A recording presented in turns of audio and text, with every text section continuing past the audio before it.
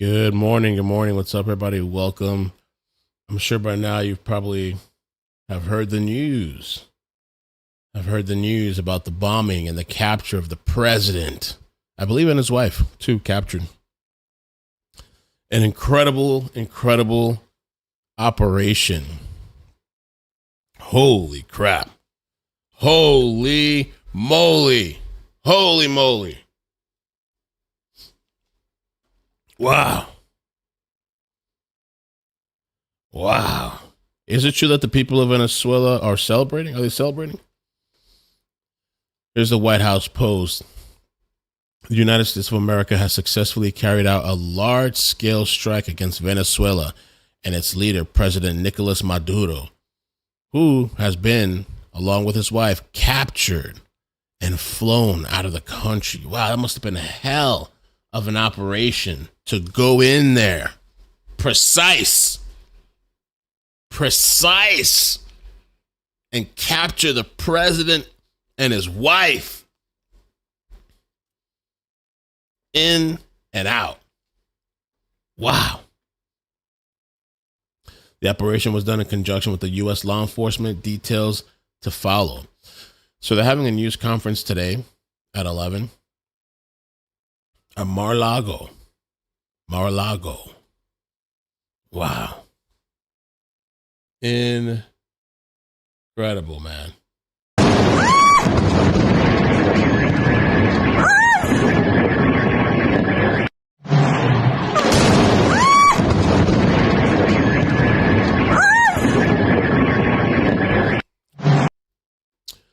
You know, he's facing some criticism, of course. Some people are saying, did he talk with Congress? Did he converse and ask for permission? I highly doubt it. Wow, look at those bombers.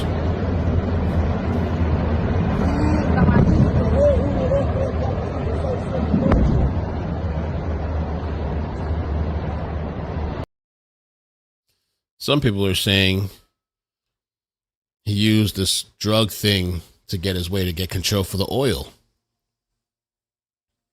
Look at this. Army Apache attack helicopters are absolutely annihilating Fort Tunía, Caracas, Venezuela.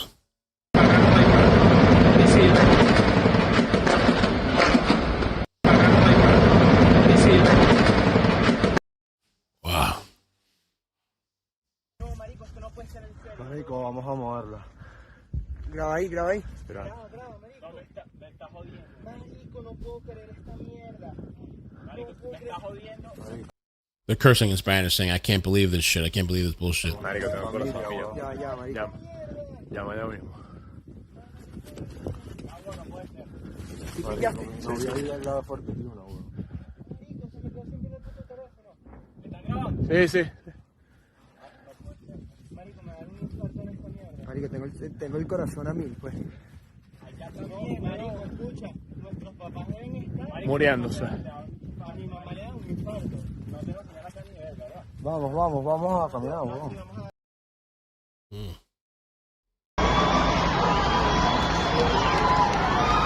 People celebrating.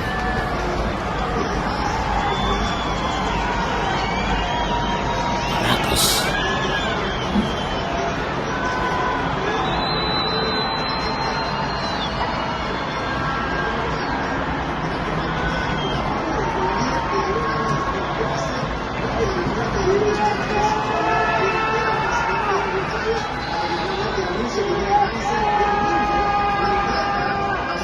Does somebody say USA?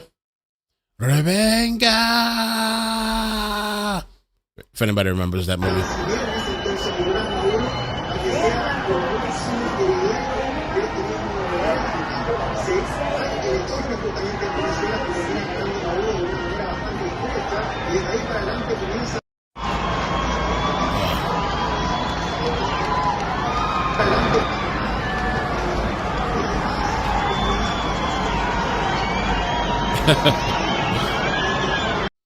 Libertad, libertad.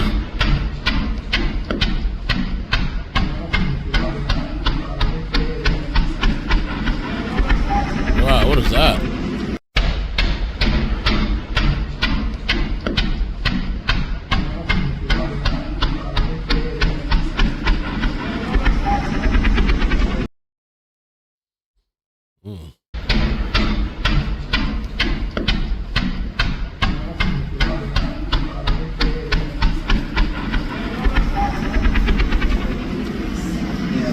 Mira, pero ven acá, no se metan para acá, no sabemos qué hay ahí que se queda aquí. Pueblo heroico de Venezuela, soldados y soldadas de la patria, hijos e hijas de Bolívar. La fuerza. They're saying this was 2 hours ago. Venezuela's defense minister confirmed alive, and he is calling for war against America. La Armada Nacional Bolivariana informa al mundo entero que en la madrugada de hoy, 3 de enero, el pueblo venezolano ha sido objeto de la más criminal agresión militar por This is the most criminal aggression ever. Let's see.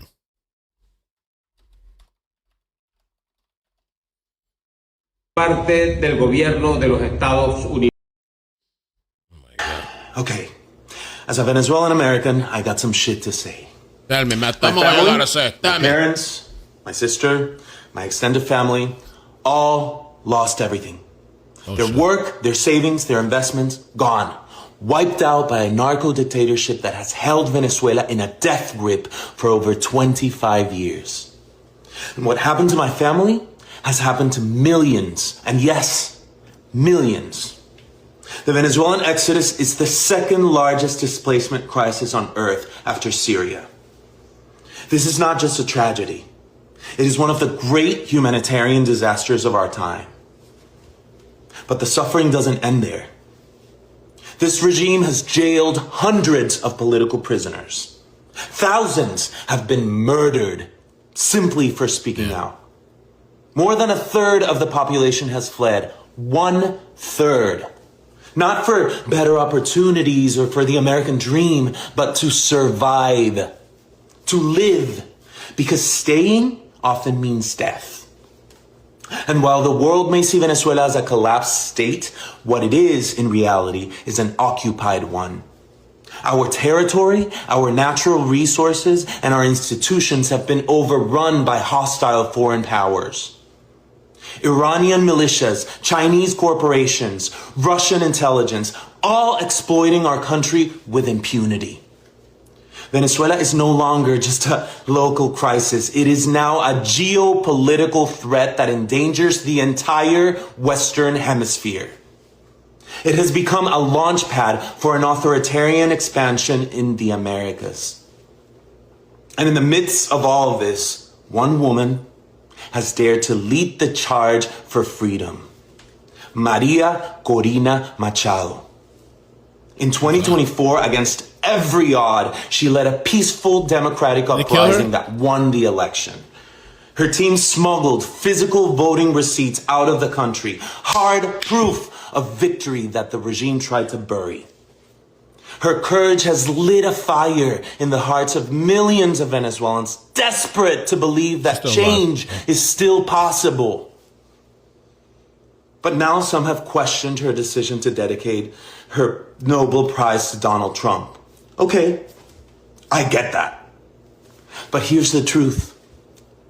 It was a brilliant strategic move in the global chessboard of politics. Maria Corina is no fool. She knows exactly the kind of man Trump is. She knows how much he campaigned for it, loudly and relentlessly, to win that very same prize. She knows how symbolic and personal that recognition is to him. And precisely because of that, she understood that this gesture might be the thing that keeps his attention focused on Venezuela at a time when U.S. presence and pressure in the Caribbean is rising. She didn't. They say they're celebrating. Echo, look at this.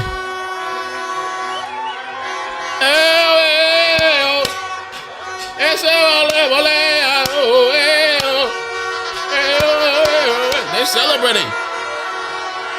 Ding dong, the bitch is dead. He's not dead, but.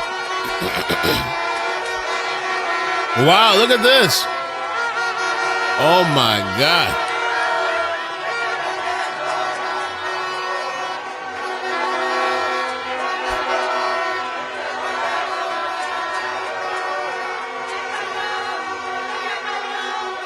Oh my God.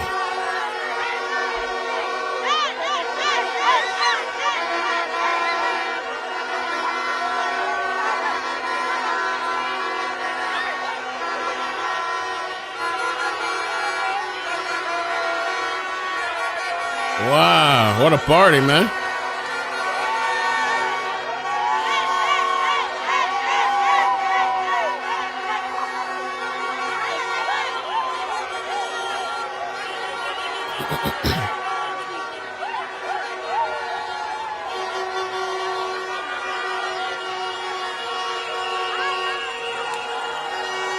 Wow. Who would have thought?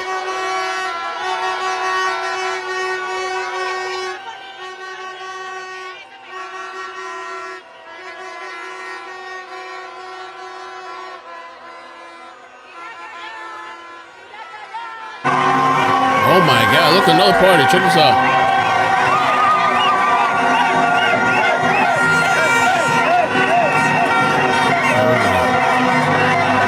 Wow.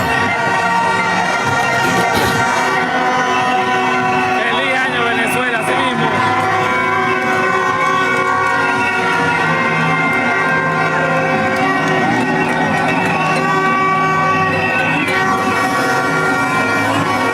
Damn.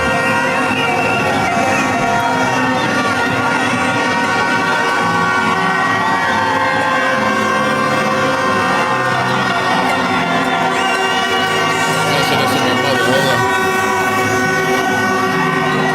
Oil. Buena, gracias. Wow, look, all these people in Venezuela celebrating.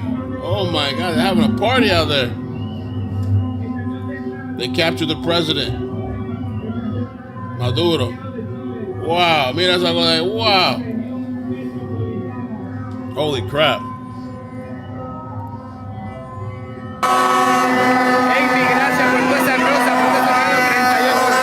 Thank you, God, he said. Gracias a Dios. Look at this singing and shit. Oh. What's it back with him? Wow. Woo. What can you say about that? Gracias, John, por esos 50 regalitos. Gracias a todos esos que están apoyando. Wow.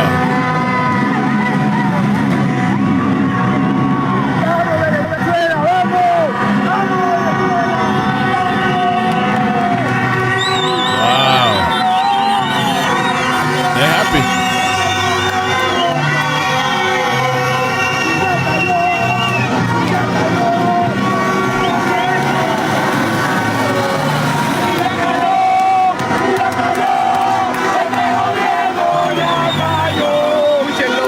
Something fell.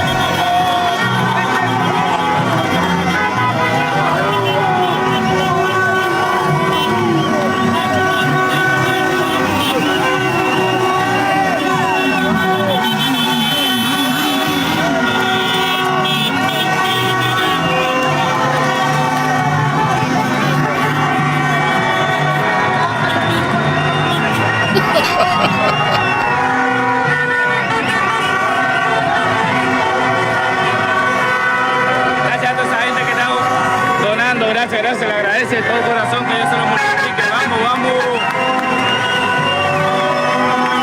Santiago de Chile, para todas estas personas que preguntan, esto es en Santiago. Yo, so this is incredible to see. It's so good that we can see social media like this, you know, because to see what the people out there feel like instead of being told what they feel like, you know, from other third-party media and stuff like that, you can see it directly. So interesting. I wonder what's going to be the aftermath because, the thing is, I mean, these people are really, truly happy. In the middle of the night, a husband woke up his wife just to tell her that President Trump had confirmed Maduro's capture, a moment they never thought they'd witness.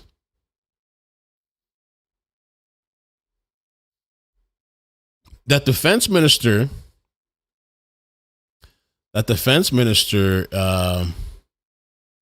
he was talking about we need to go to war.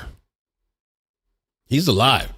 I actually got it translated because I didn't feel like sitting here and translating the whole thing. Like, even though I speak Spanish, I don't want to try to these people mumbling and shit. It says the Bolivian National Armed Forces report that the whole world that at dawn today, January 3rd, the Venezuelan people have been subjected to another criminal military aggression by the government of the United States of North America. So far, our sacred soil has been desecrated in the areas of Fuerte Tiuna, Caracas,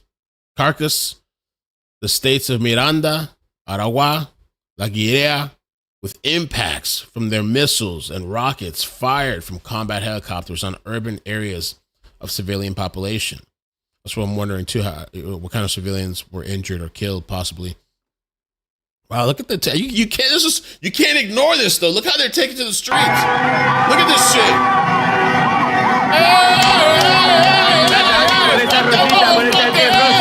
Vamos, nos ayudan dejando el follow, compartiendo y dándole me gusta. Vamos, vamos.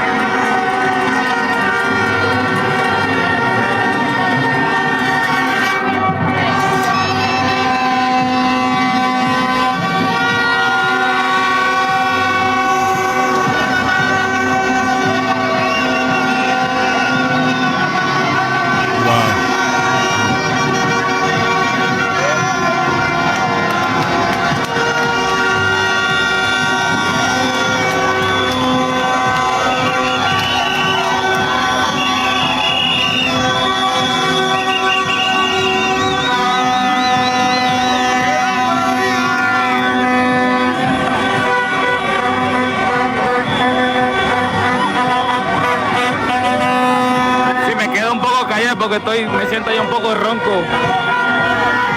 Santiago de Chile es esto.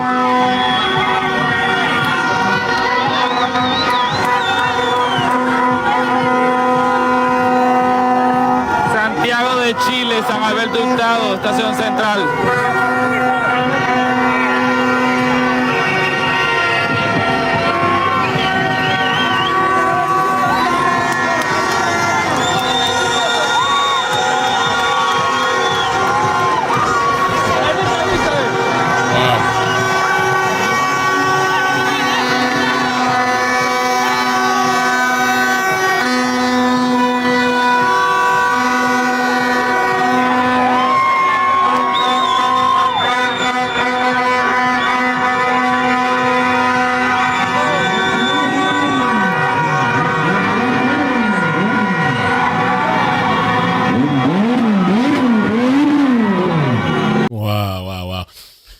So yeah, the aftermath now is going to be interesting to see what happens after, because the military, how is the military, what way they're going to move, because this minister of defense, he's here pissed off. He is pissed off. Let me see what else he said.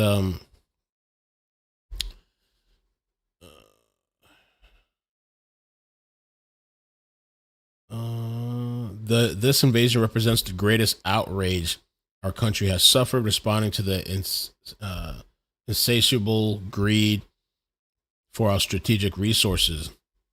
The North American government seeks to definitively force a regime change and submit us to the spurious designs of the American imperialism, trampling on our inalienable right to self-determination for which our liberators fought, and which today we are called to defend our dignity.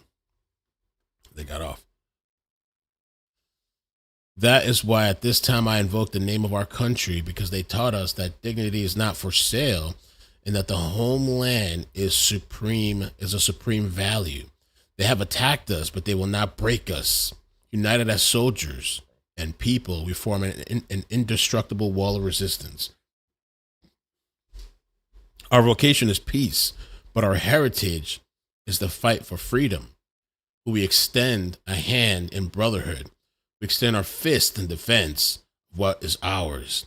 Let us unite, for in the union for the people, we will find the strength to resist and defeat.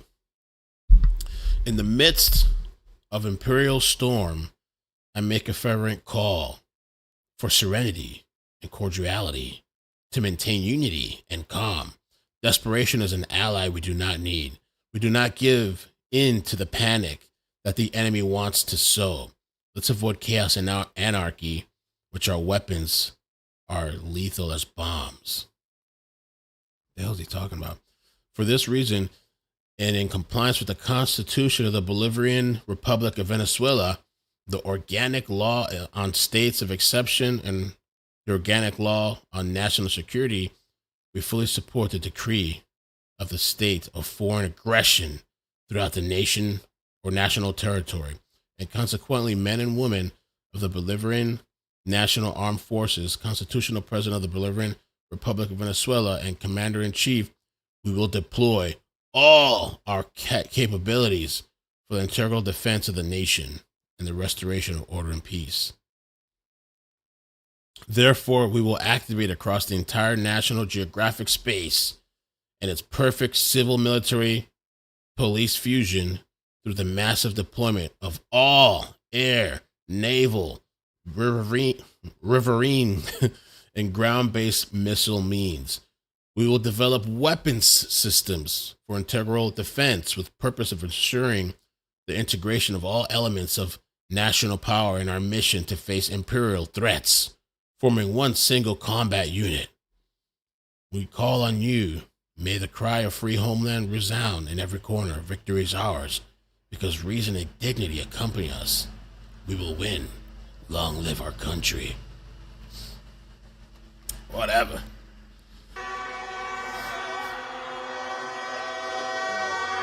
So who takes over? Oh, the vice president said something too. Let's see. This is 4 hours ago, but the Venezuelan vice president, Delcy Rodriguez, confirms President Nicolás Maduro and his wife are missing, demanding proof of life. We demand a proof of life of President Nicolás Maduro and first combatant Cilia Flores. This is a very clear message. We demand a proof of life of President Nicolás Maduro. Wow. Proof of life.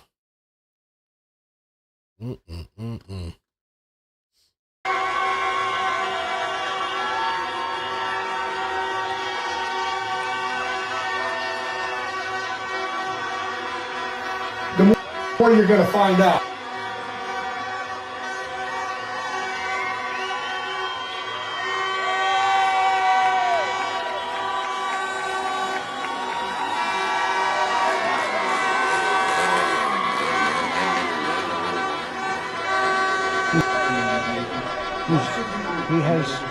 He has offered everything.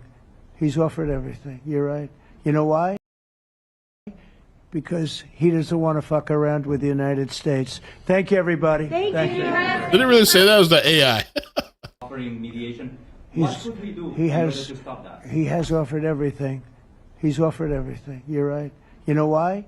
Because he doesn't want to fuck around with the United States. Thank you, everybody. Thank you. Thank you, everybody. Damn, bro.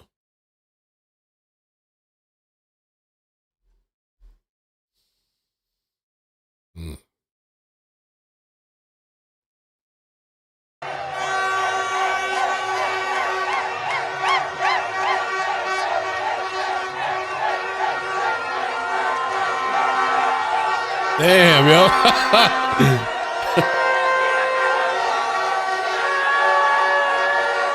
Wow.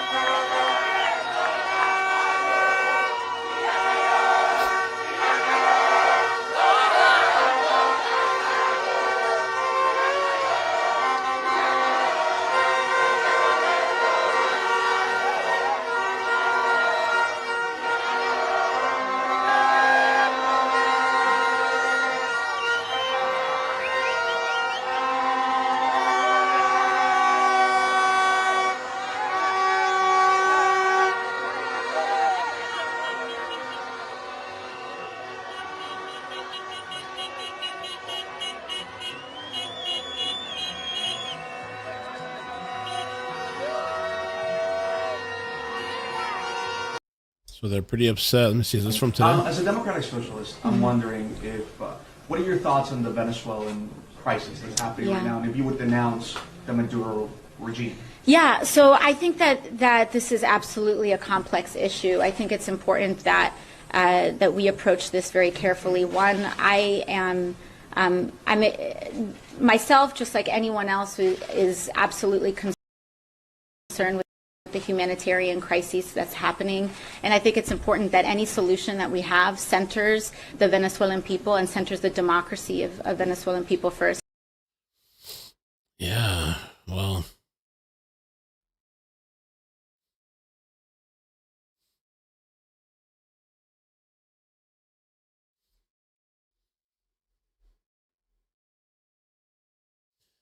when this guy got elected, Maduro, the opposition and leaders, they were saying it was fraud.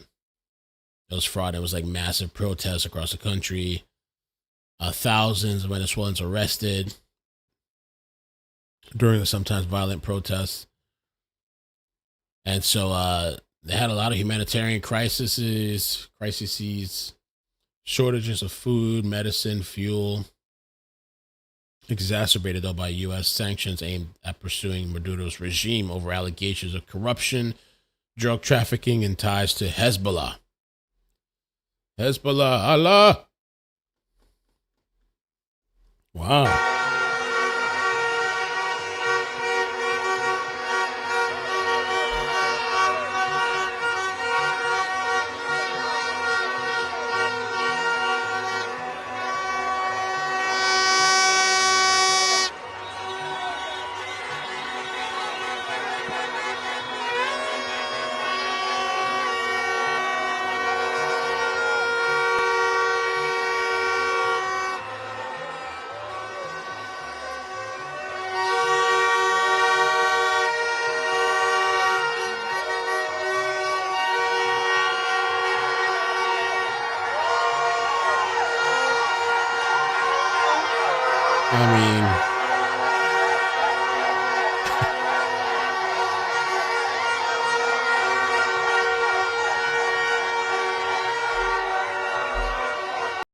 It's hard to argue when you see all these people happy, man, celebrating to the streets, you know?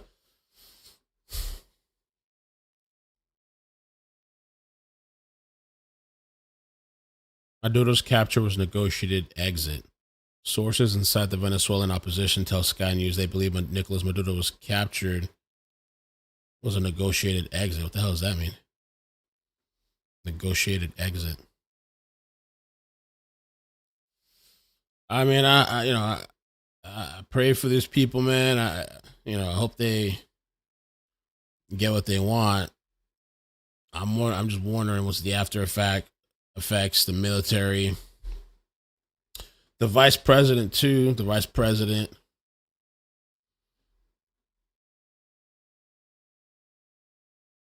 Trump is going to have an announcement today at 11 a.m. Eastern. What a stunning, incredible move for this to occur by the United States of America to again try to bring an alleged narco-terrorist boss to justice. Your thoughts, Dr. Grant, on what message there is to those in Moscow and Tehran and the enemies of the United States that the U.S. and the Trump administration can do something like this? Yes, it's just so swift and decisive, and it enables Venezuela now to have a legitimately elected government and to be on the road to prosperity.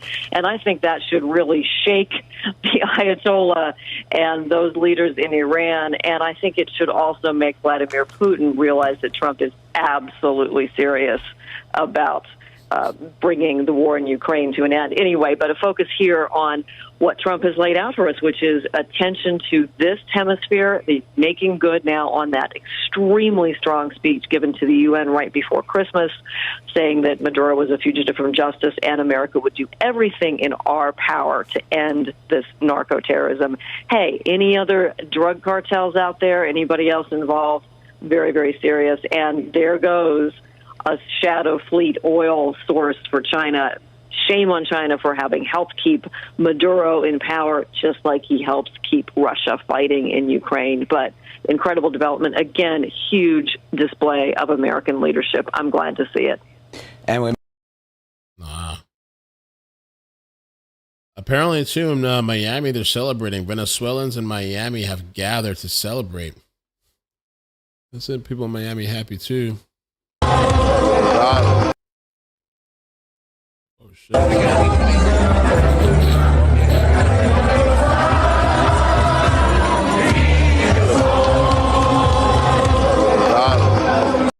That's Miami. That shit looks like Venezuela.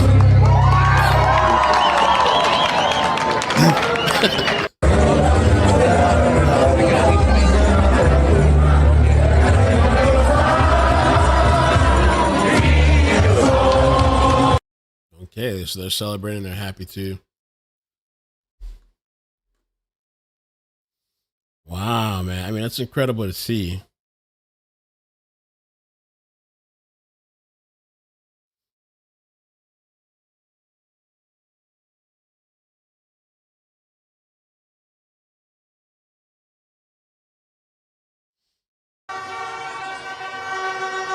Cuba next. I don't know. Mass migration coming soon.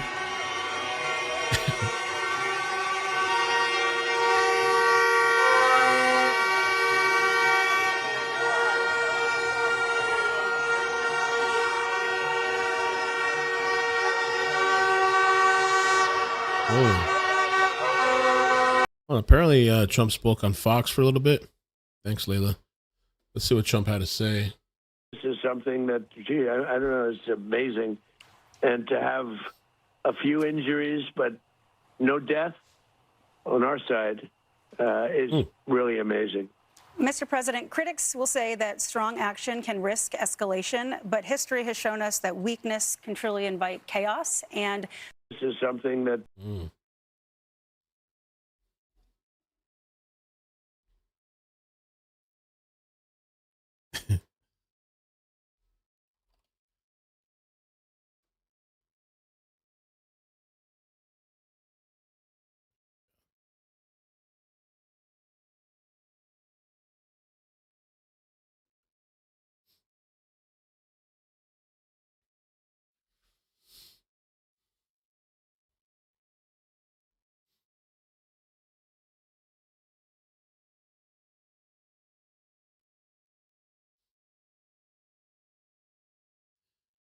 Trump speaking live on Fox News says Maduro was in a fortified house with a steel-clad safety space, that he didn't make it into it on time. Oh, he didn't make it into on time before being seized. So he had like a, I mean, I can only imagine some type of safety steel, they say steel-clad box that I guess in case of an emergency, he could get up and run, lock himself inside.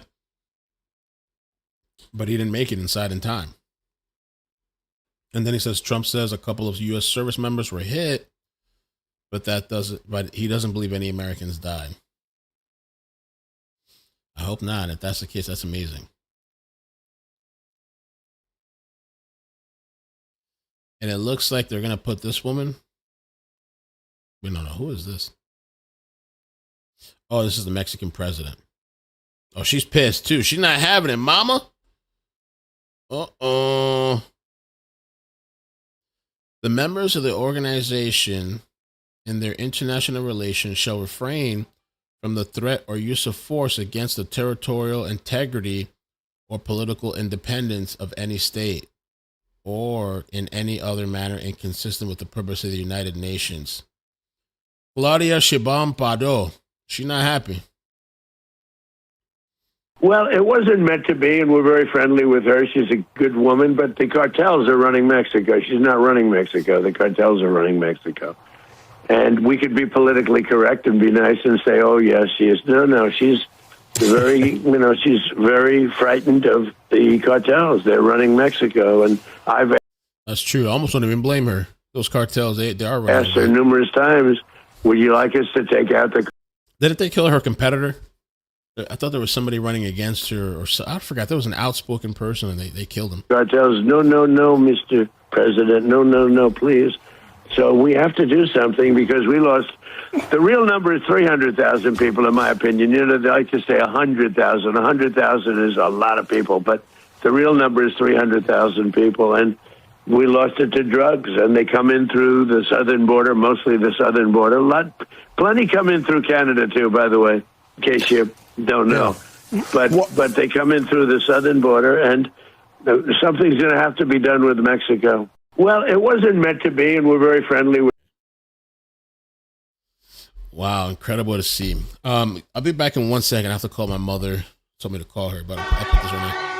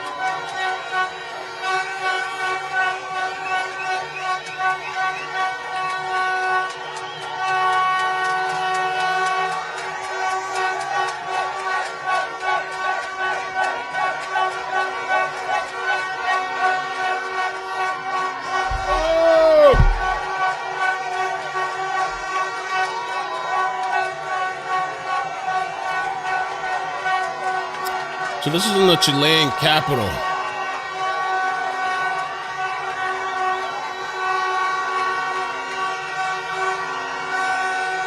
Oh, let's see what else I got here. She didn't dedicate that award to flatter him. She did it to protect and preserve the one kind of power. People are celebrating. Was indicted 5+ years ago now in the United States for allegations of being involved in drug trafficking, narco trafficking. We have heard from President Trump, Secretary of State Rubio, from others saying that he is the illegitimate leader here. But what was the Que regrese nuestro presidente Nicolás Maduro y nuestra hermana valiente, una mujer extraordinaria, como todas las mujeres venezolanas, nuestra hermana Silvia Flores de Maduro. Bendiciones para el pueblo de Caracas. Sigamos en la calle. Te invitamos, hermanos, así como llegamos a pie nosotros, vente que aquí estamos concentrados en la defensa de Nicolás Maduro. Gracias, Quevedo. Compatriota, diputado Bracho, adelante. Viva la patria. Hoy en Caracas amaneció de golpe. Hoy decimos, amaneció de golpe en una infame acción asesina, acción del presidente con nuestro presidente Nicolás Maduro. Yo le vengo a decir hoy que a la petición que hace nuestra camarada Delcio Rodríguez, que es... So they're happy. They're happy over there. It's going to be interesting to see the aftermath.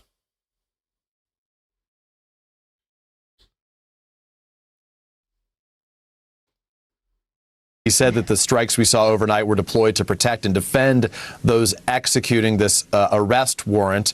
As he says, Maduro was arrested, according to Rubio, by U.S. personnel to stand trial on criminal charges in the United States, presumably based on that indictment that dates back to March of 2020. I want to get to Colonel Steve Warren, our NBC News military analyst, who's been watching this with me as well. And Colonel, I'm struck by a couple of things. One, by what we have witnessed this morning, the dramatic and historic developments taking place, and two, by where this fits into history. It was on this day, January 3rd of 1990, that Panama's General Manuel Noriega, after holding up for 10 days in the Vatican embassy, I think it was in Panama City, surrendered to U.S. military troops to face charges of drug trafficking as well. 36 years to the day since that took place. And now in a lot of different ways, history repeats itself. The question is, what does history look like from here? What does the U.S. do about it in these days and weeks ahead? But specific to what has happened in these overnight hours, talk to us about those challenges that the American Special Forces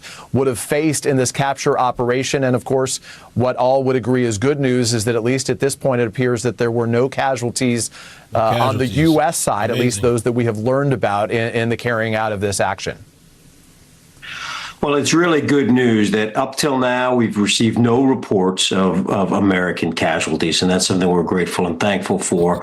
It's an extraordinary operation. Operations like this are much more complex, I think, than they look. And that's what great professionals do. They make it look easy. And these are really the world's most elite commandos, the Tier 1 Special Operations Forces out of the Joint Special Operations Command, often called JSOC. We don't know if this was Delta Force or SEAL Team 6, so we can refer to it simply as the Tier 1 Special Forces Operations. Exceptional mission supported by air defense suppression, Special Forces operators. Somebody said earlier in the chat, gas prices down, Coke prices up. Damn. Tough times. Trump is having an announcement at 11 a.m. Eastern. So we'll have to see what he says there, I guess. Wow. It was slightly busy, I would say. It was very dark all over, especially in Venezuela. The team did an incredible job. They rehearsed and practiced like nobody's ever seen. And I was told by real military people that there's no other country on earth that can do such a maneuver. If you would have seen what happened. I mean, I watched it literally like I was watching a television show. Wow. And if you would have seen the speed, the violence, you know, they say that, the speed, the violence, they use that term. It's it was an amazing thing, an amazing job that these people did. There's nobody else could have done it, seen anything like this. I was able to watch it in real time, and I watched every aspect of it, and I listened to the communication between, you know, where we were in Florida and out in the field in Venezuela. And it was amazing to see the professionalism, the quality of leadership, the professionalism. General Raisin Cain is fantastic. Don't forget, we did another one not so long ago. It was called the knocking out of the Iranian nuclear threat, the nuclear power. And that was unbelievable what they did there. And this is something that, gee, I don't know, it's amazing. And to have a few injuries, but no death on our side is really amazing. Compare this to Afghanistan, where we were a laughing stock all over the world. We're not a laughing stock anymore. No, we have the greatest military in the world by far. We have the greatest equipment, military equipment in the world by far. And you had to see this in real time. You had to see this, the professionalism and the bravery, everything about it. And you almost couldn't hold them back. It was like they wanted to go so badly. And most people would have said, I'll take a pass. I know that Charlie would have wanted to go because Charlie's a very brave person. But I know a lot of other people would have said, I think I'll pass on this one. Let's watch it on television. So it's been amazing to see how good they were, how professional they were, how incredible the equipment we have is. I mean, the level of equipment and to see how it worked so perfectly. And, you know, if you compare this to attacks on Iran over the years with, you know, helicopters crashing into each other, the whole thing was a mess. The Jimmy Carter situation, which was a mess. And every other situation compared to this, nobody's ever seen like this. Look, the Iranian attack, knocking out their nuclear power was big. We had peace in the Middle East, and we have it. Without that, you could never have peace in the Middle East. We knocked them out, and look what's happening now to Iran, but we knocked it out. That was, it could not have been better, and this could not have been better. I don't even know which is, these are both really important. If you think about equal and importance, I wonder how it's going to be rated, but knocking out the nuclear power of, think of it, they were ready, they were within 2 months, they would have been a nuclear power. And comparing that to this in a certain different way, I think. He's talking about Iran. Yeah, but the Iran thing, they've been saying that forever. The next couple, what's his name? Netanyahu's been saying that forever. The next couple months, that's this blah, blah, blah, blah, blah, blah, blah. But I guess it worked out. I was looking at something else here.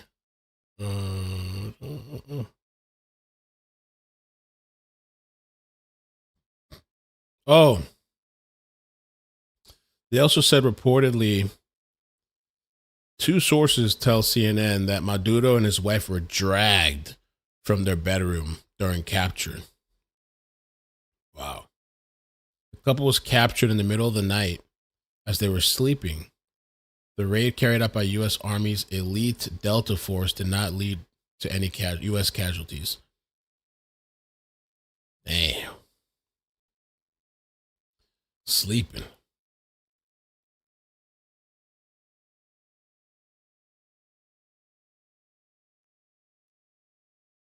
On rooting out the narco state, as he called it there in Venezuela, and then now transitioning to Secretary of State. When I talk to officials close to him and close to the administration, this has been a priority of his, not just the president's, but the Secretary of State's, since this administration, this second term, took shape earlier this year. And when you talk about Rubio, a couple of weeks ago, he was giving comments and remarks in his final press conference before the end of the year, and he was asked if there was a possibility of some some kind of negotiation, a deal with Maduro to avoid this kind of action, perhaps on limiting the flow of drugs that we've seen the administration use as their excuse, as their cudgel to pursue this military action. And Rubio said even then that Maduro cannot be trusted, that he has fallen through and broken deals and promises in the past, and they cannot make that kind of agreement with him. And that brings us to, in many ways, this moment that we're seeing now. And when you heard from Courtney laying out what she called those wonky questions, what we have called the right questions,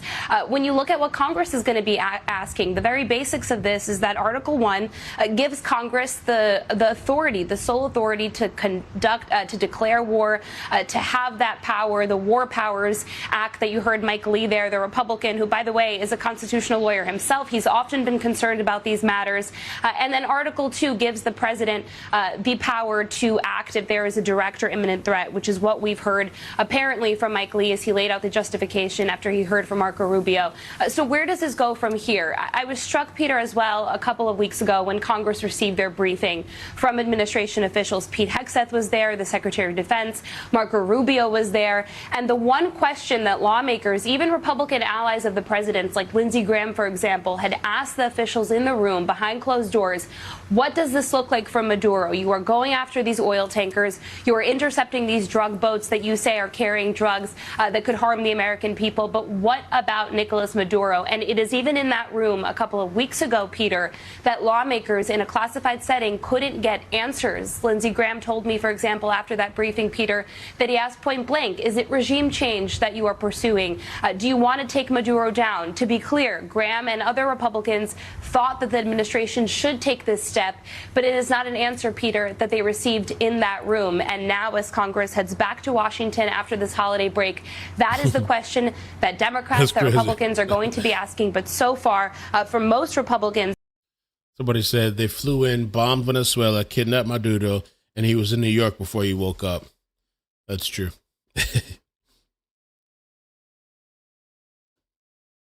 the administration had and what their plans are next for Maduro. Peter. Julie Sirkin, thank you so much for your expert knowledge of the situation on the Hill as it relates to those lawmakers. I want to add one thing to this conversation right now, and you can see how the criticism of the president's actions is already developing even before dawn here, or I'm stuck in a building, so can't even tell. I guess it is now dawn in the United States. We've been covering this since the pre-dawn hours early this morning.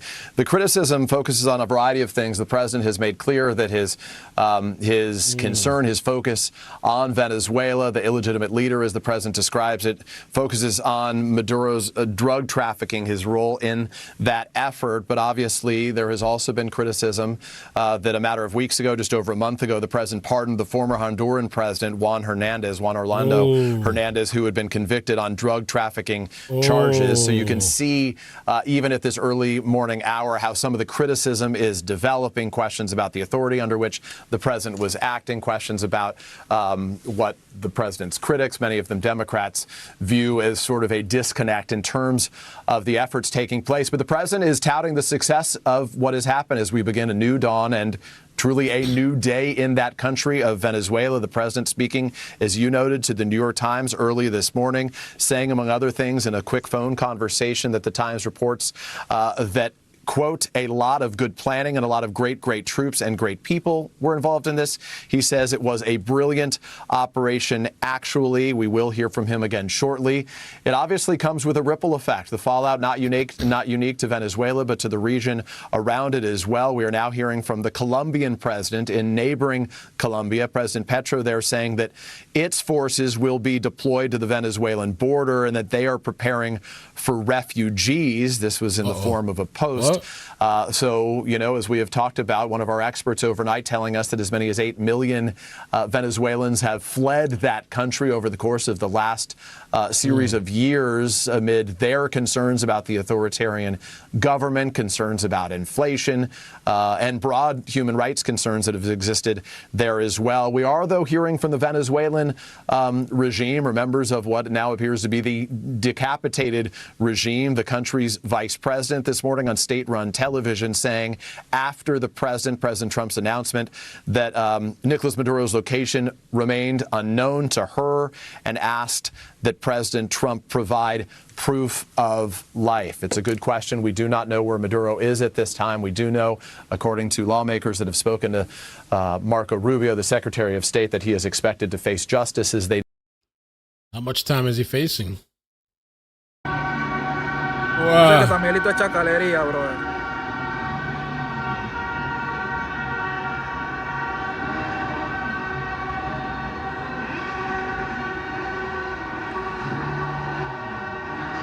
¿Sí o no, Jenny? Tú también eres maleante. Qué locura. Yo no soy nada de eso. No venga con esa cueca, Gabrielito. No soy nada de eso. No me venga con esa cueca. Yo soy yo y ya.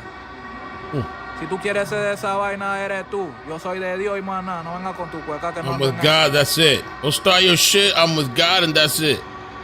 That's what he said.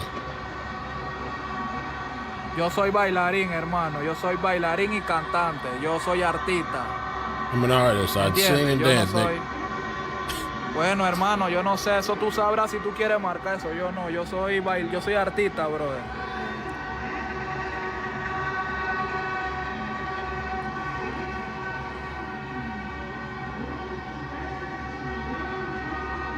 Es más, manden su felicitación a los venezolanos. Yeah.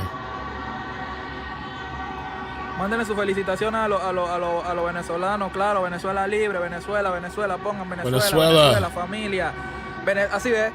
Felicidades venezolanos desde Panamá, felicidades venezolanos desde Uruguay. Y así, claro. Felicidades. Yo sí tengo fe.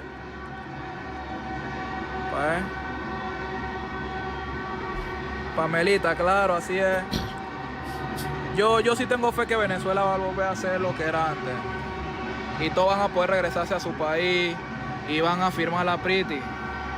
Y así también le da la oportunidad a mucha gente que vaya a Venezuela a conocerlo.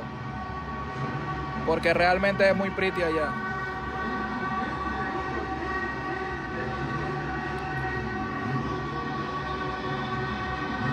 Mi bandera hermosa, Panamá, claro.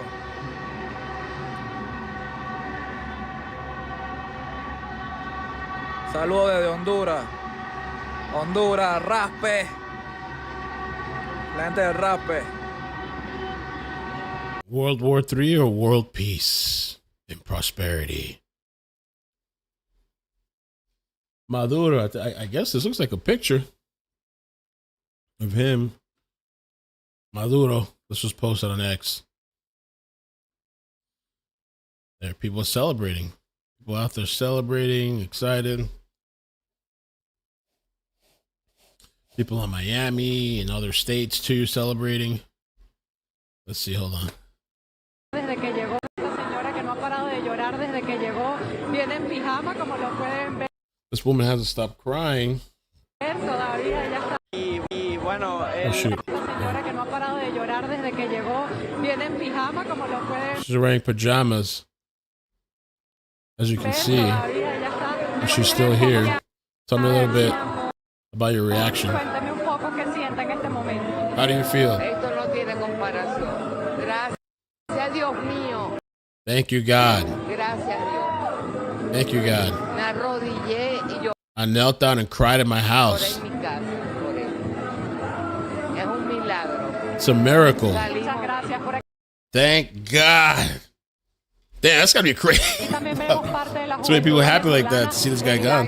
Porque hace rato sonaba una canción en la que todos nos pusimos prácticamente a llorar aquí en el arepaso del Doral. Cuéntame qué sentiste. Mucha emoción. A lot of emotion. The atmosphere is impressive and captivating. Y uno estar en el momento y tener esto como una experiencia única en la historia es increíble. ¿Cuántos años tienes? 19. How old are you? 19. Parte de tu vida o tu vida entera la has vivido ya esperando que esto suceda. ¿Cuántos años tienes viviendo aquí en Estados Unidos? Tenía 11 años. ¿Tus padres en dónde están? He's been here 11 years, I think? Or we came here, was it 11? ¿Tus padres están aquí contigo? Sí, mis padres están acá. Oh, your parents here? Yeah, they're here. Están acá. Ellos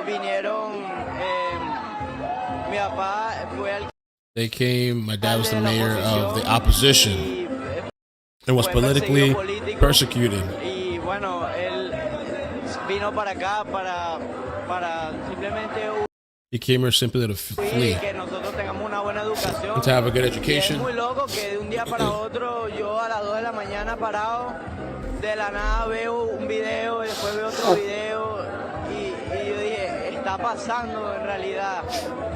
Es muy surreal, pero It's very surreal. I can't believe this is happening. lo que hay es que disfrutarlo. I was blocking. Estoy feliz porque yo soy hermana de Jordi Suárez. A political victim. I'm the sister of a political victim. I'm excited. I'm ecstatic. I had to immigrate because of that. The regime. And I'm happy. Fuck that guy. Sorry, I added that in there. But... Wow. Look at that smile from ear to ear. Wow. Chile, Santiago de Chile. Somebody said with Epstein files. Los venezolanos están felices allá, Ya cada vez se pone más.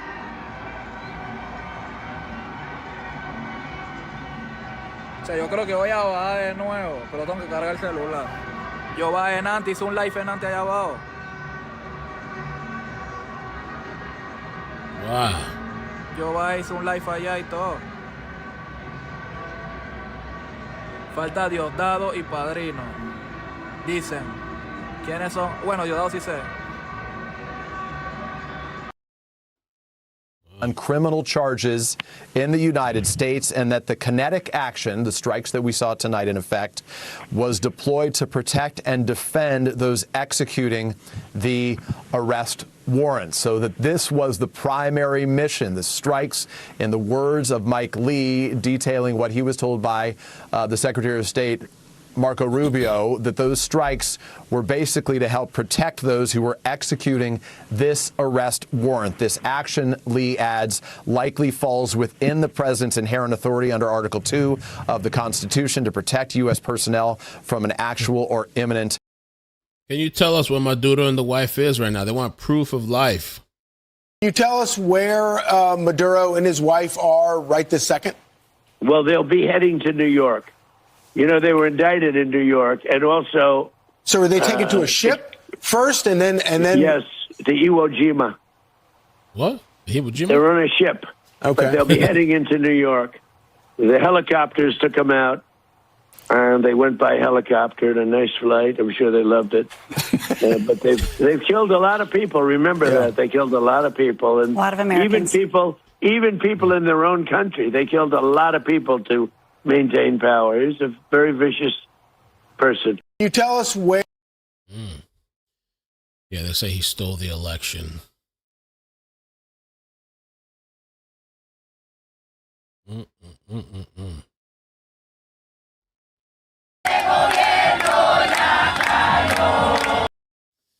Venezuelans are flooding the streets in excitement that the U.S. captured Maduro. He cannot kill any more innocent Americans. By the way, they're showing, a lot of people are showing this. This happens every time there's like a big story. And I know this wasn't intentional by her, but they're sharing this video. This was previously found the capture of Maduro by the U.S. Special Forces. People of Venezuela are ripping down posters. This is actually an old video from 2024. But honestly, I wouldn't be surprised if they start. Sure, they'll start doing it again. Big news, man. Big news.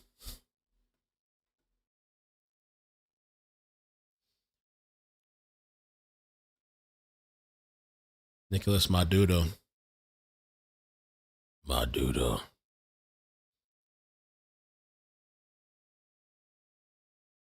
Yeah, that's the picture of him captured.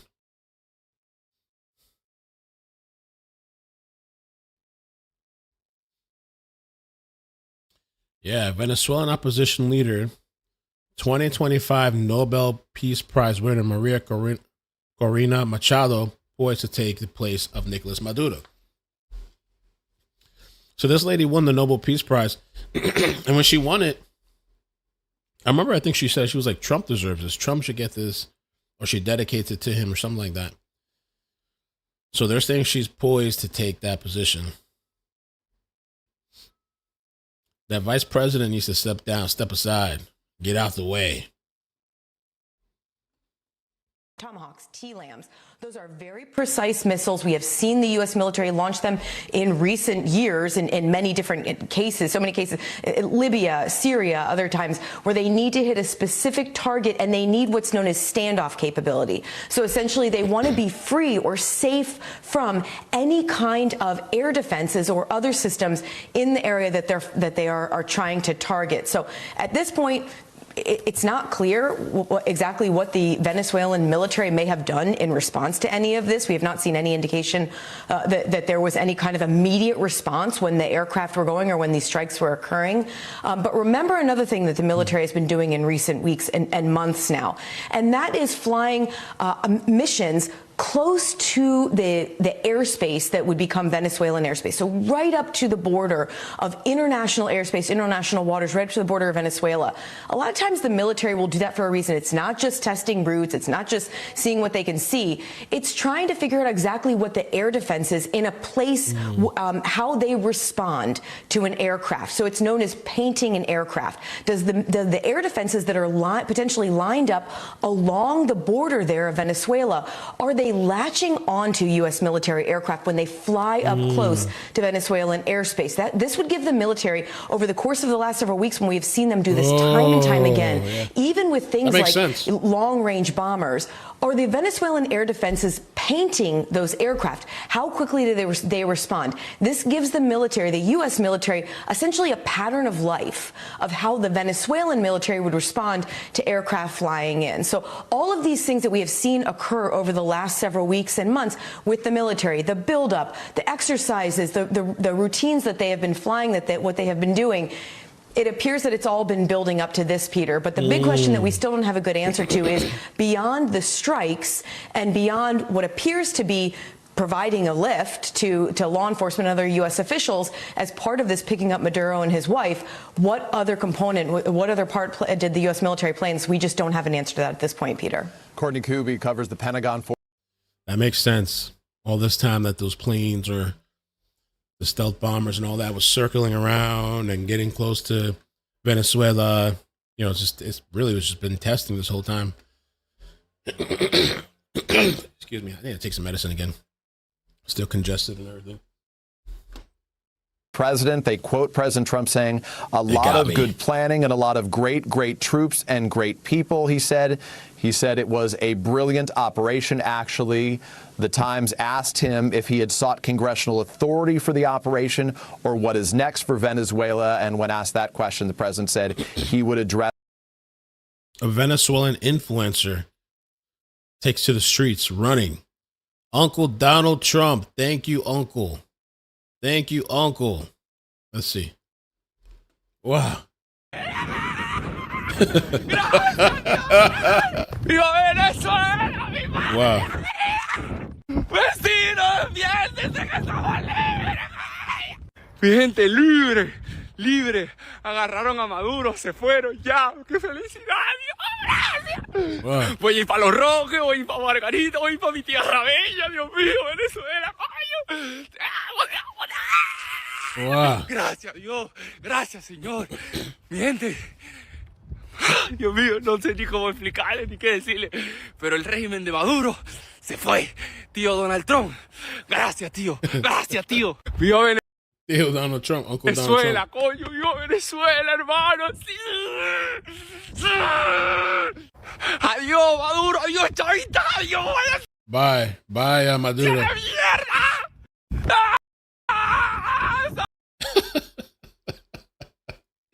Wow, okay.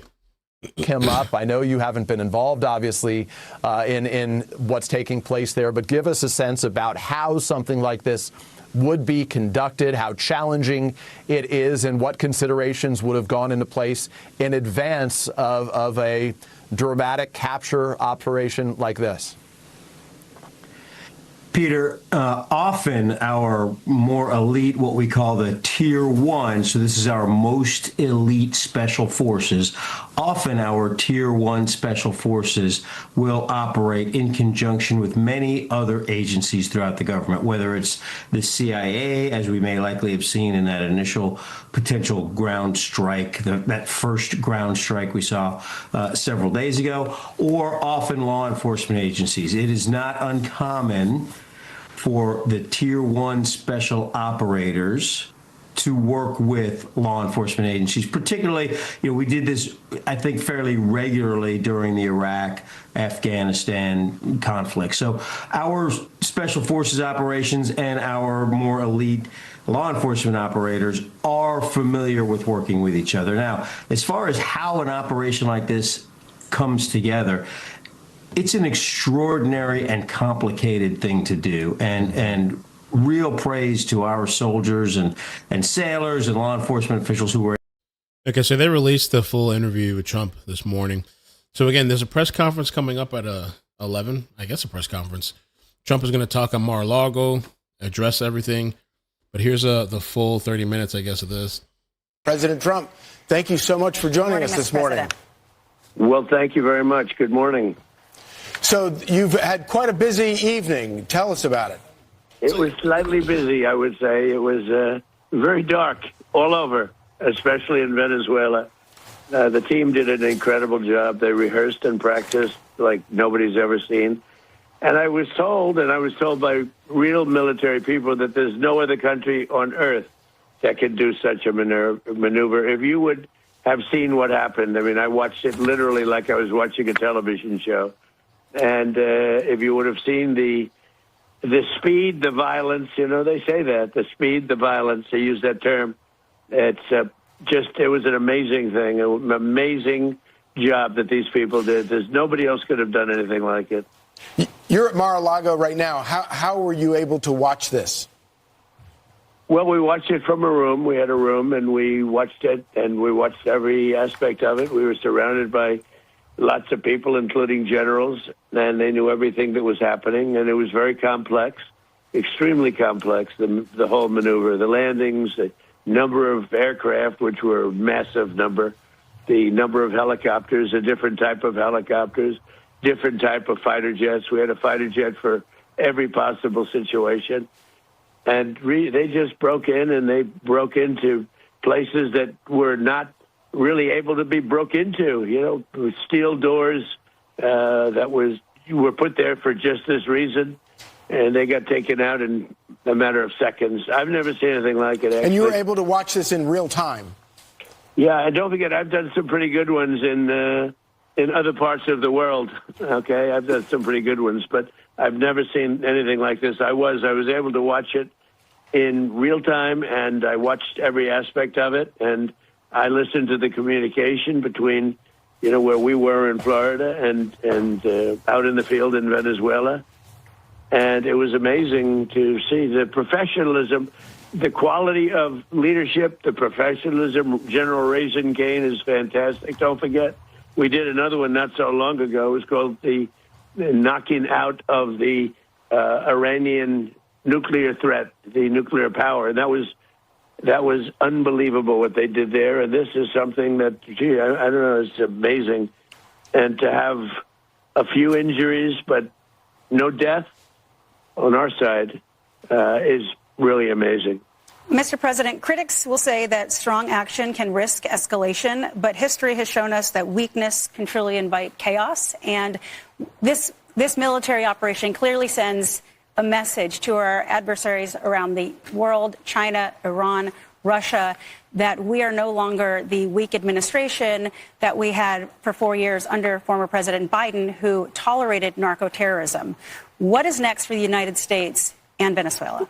Well, we're very strong, and very importantly, if you look at drugs through the oceans, through the seas, they're down 97%.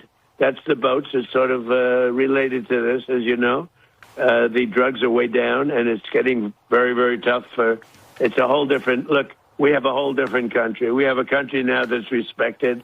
We have a country. I built the military in my first term, and they gave a little chunk of it away, but it was a lot but it was a little chunk relative to what we built. But they gave it to Afghanistan so stupidly. It was one of the, compare this to Afghanistan, where we were a laughing stock all over the world. We're not a laughing stock anymore. No, we have the greatest military in the world by far. We have the greatest equipment, military equipment in the world by far. And you had to see this in real time. You had to see this, the professionalism and the bravery, everything about it. And you almost couldn't hold them back. It was like they wanted to go so badly. And most people would have said, I'll take a pass. I know that Charlie would have wanted to go because Charlie's a very brave person. But I know a lot of other people would have said, I think I'll pass on this one. Let's watch it on television. So it's been amazing to see how good they were, how professional they were, how incredible the equipment we have is. I mean, the level of equipment and to see how it worked so perfectly. And, you know, if you compare this to attacks on Iran over the years with, you know, helicopters crashing into each other, the whole thing was a mess. The Jimmy Carter situation, which was a mess. And every other situation compared to this, nobody's ever seen like this. Look, the Iranian attack, knocking out their nuclear power was big. We had peace in the Middle East, and we have it. Without that, you could never have peace in the Middle East. We knocked them out, and look what's happening now to Iran, but we knocked it out. That was, it could not have been better, and this could not have been better. I don't even know which is, these are both really important. If you think about equal and importance, I wonder how it's going to be rated, but knocking out the nuclear power of, think of it, they were ready, they were within 2 months, they would have been a nuclear power. And comparing that to this in a certain different way, I think this might have been actually more complex. Well, it's interesting. That was something that was amazing. It's interesting, Mr. President. We've looked, our own Lucas Tomlinson, our reporter here. I don't know if you knew this intentionally, but the capture of Maduro and his wife coincides with the 6th anniversary of your taking out the Iranian Revolutionary Guard's Qasem Soleimani.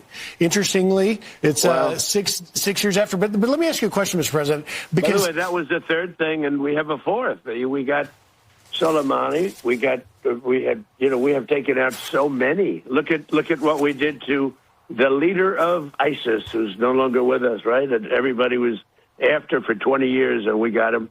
We've done a lot, but this was something, maybe because it's fresh in our minds, you know, because, again, the Iranian situation was so big, knocking that out.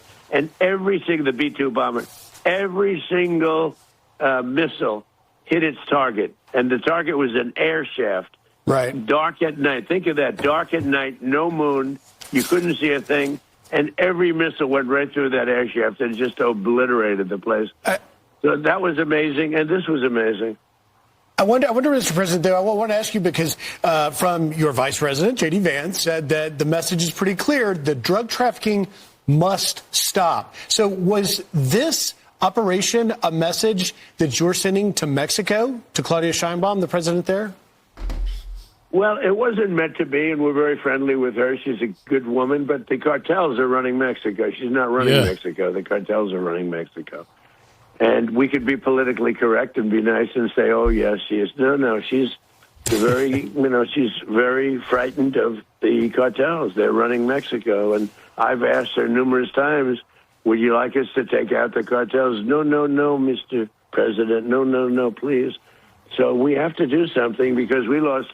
The real number is 300,000 people, in my opinion. You know, they like to say 100,000. 100,000 is a lot of people, but the real number is 300,000 people. And we lost it to drugs, and they come in through the southern border, mostly the southern border. Plenty come in through Canada, too, by the way, in case you don't know. But they come in through the southern border, and something's going to have to be done with Mexico. Why did you decide to do this morning? Are you talking about calling you people or the shot? No, taking out I'm not sure which is worse. If you want to know the truth, I'm calling you. I haven't spoken to anybody else because Charlie Hurd has been a great friend of mine for a long time. He was with me when it was not fashionable, and those are the people I like. He was with me, Charlie, when it was not at all fashionable. So That's the reason I'm doing this, and your show is great. You're doing a great job. What a good team. But I meant, why did you make the decision to take out Maduro this morning? And what was Maduro doing when our guys came in on him? So we were going to do this 4 days ago, but the weather was not perfect. The weather has to be perfect. And we had just the perfect weather. We had, very good. A little bit few more clouds than we thought, but it was good. We waited 4 days. We were going to do this 4 days ago, 3 days ago, 2 days ago. And then all of a sudden it opened up and we said go. And I'll tell you, it was just amazing. And what was he doing? He was in a very highly guarded, like a fortress, actually. He was in a fortress. That we had nobody killed was amazing. I think we had nobody killed, I have to say, because a couple of guys were hit, but they came back and they're supposed to be in pretty good shape.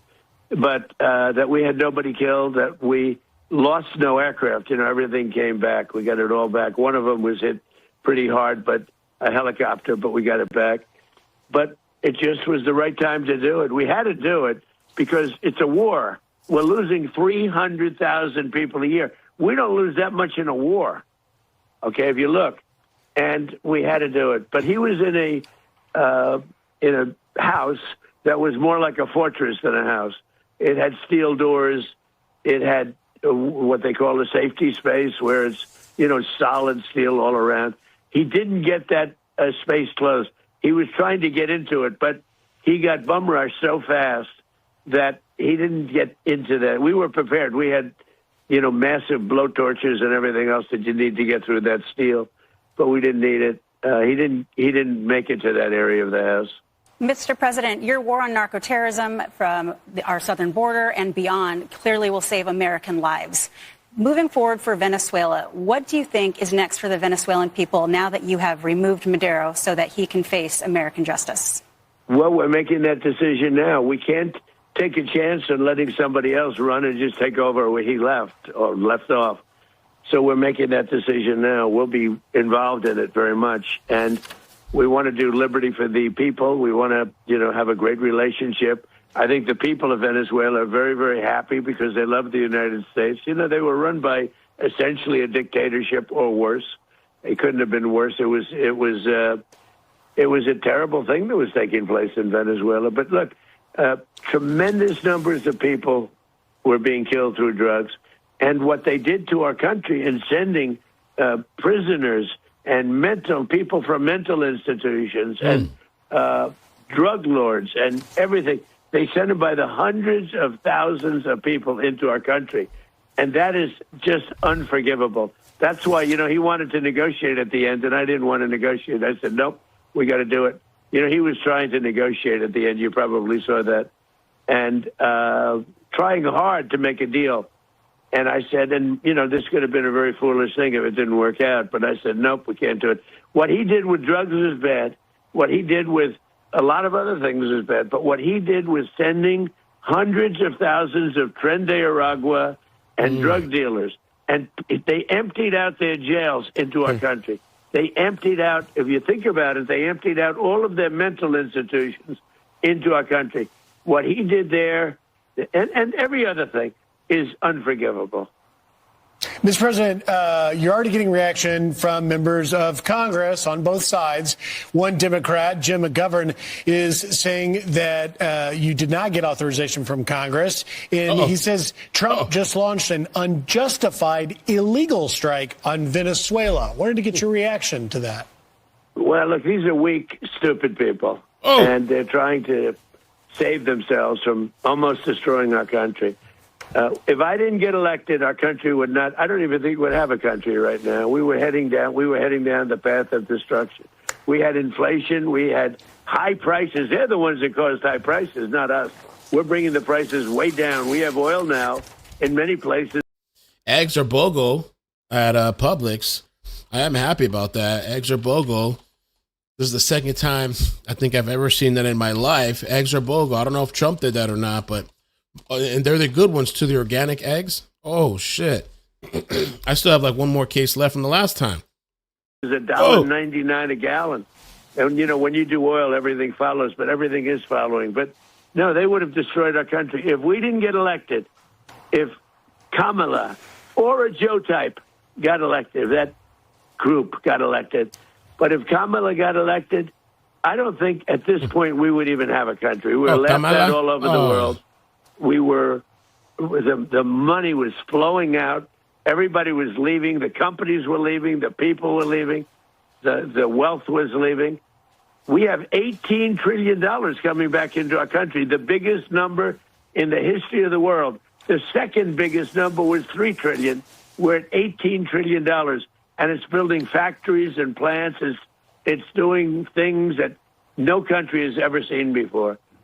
But as far as last night is concerned, it was really genius. What they did is genius. And the Democrats, maybe they'll take a shot. You know, they'll take a shot. All they do is complain. They don't talk about, they should say, you know what, we did a great job.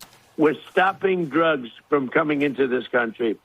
And nobody's been able to do it until we came along. But they should say, great job. They shouldn't say, oh, gee, maybe it's not constitutional. You know, the same old stuff that we've been hearing for years and years and years. They did an incredible job. These men and women that went out there last night, the courage they had, going into an area where, you know, all the lights were turned off. We turned off almost all of the lights in Caracas. I mean, this thing was so organized. And they go into a dark space with machine guns facing them all over the place. And then you hear from a guy that I'd never even heard of him. But you hear from some congressman saying, oh, this is so terrible. We're saving lives.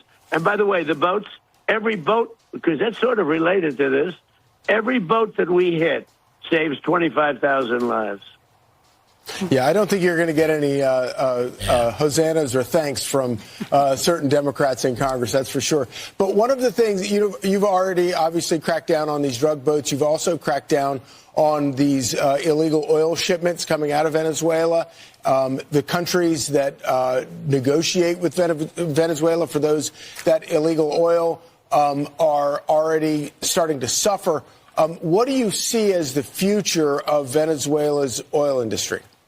Well, I see that we're going to be very strongly involved in it. That's all. I mean, what can I say? We have the greatest oil companies in the world, the biggest, the greatest, and we're going to be very much involved in it. We can't do something like this, and we're prepared. You know, we were prepared to do a second wave. We were all set, and this was so lethal, this was so powerful that we didn't have to, but we're prepared. We're out there with an armada like nobody's ever seen before, and we're prepared. And we're prepared. And frankly, I wonder what Rosie O'Donnell thinks.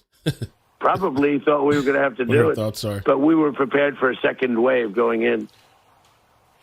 Mr. President, sorry, Nicole, can I just follow up on one thing? And that was when part of Vice President Vance's tweet about an hour ago said that you offered several off-ramps to Maduro that he didn't take. What did those off-ramps look like?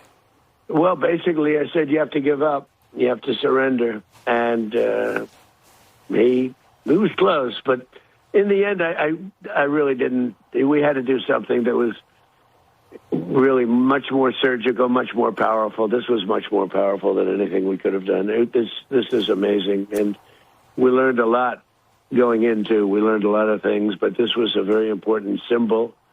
And I had discussions. I actually spoke to him myself. But I said, you have to give up. You have to surrender. When did you speak to him? He was not willing. A week ago. A couple of times, but a week ago. Mr. President, this is clearly a signature moment for your administration, this military strike, the capture of Maduro. We've had a lot of signature moments, if you really think about it. It certainly was. Let's add it to the list, one of the signature moments.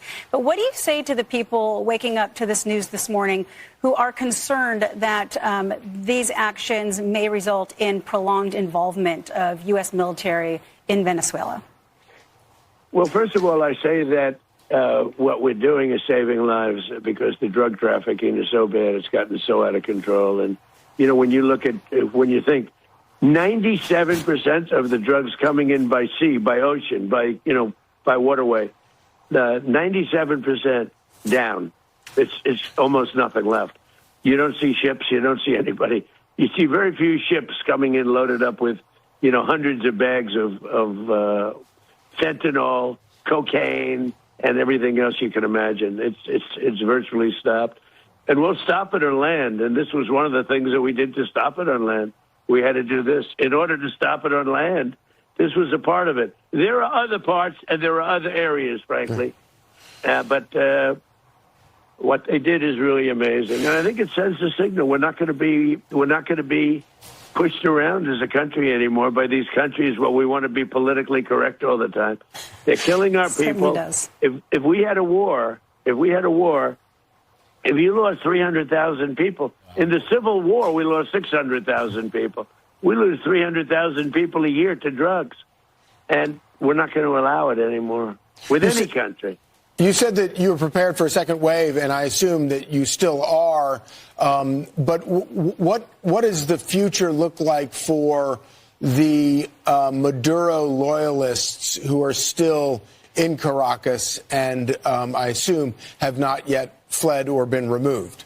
Well, if they stay loyal, the future is really bad. Really bad for them. If they convert, there's a conversion factor. I would say most of them have converted.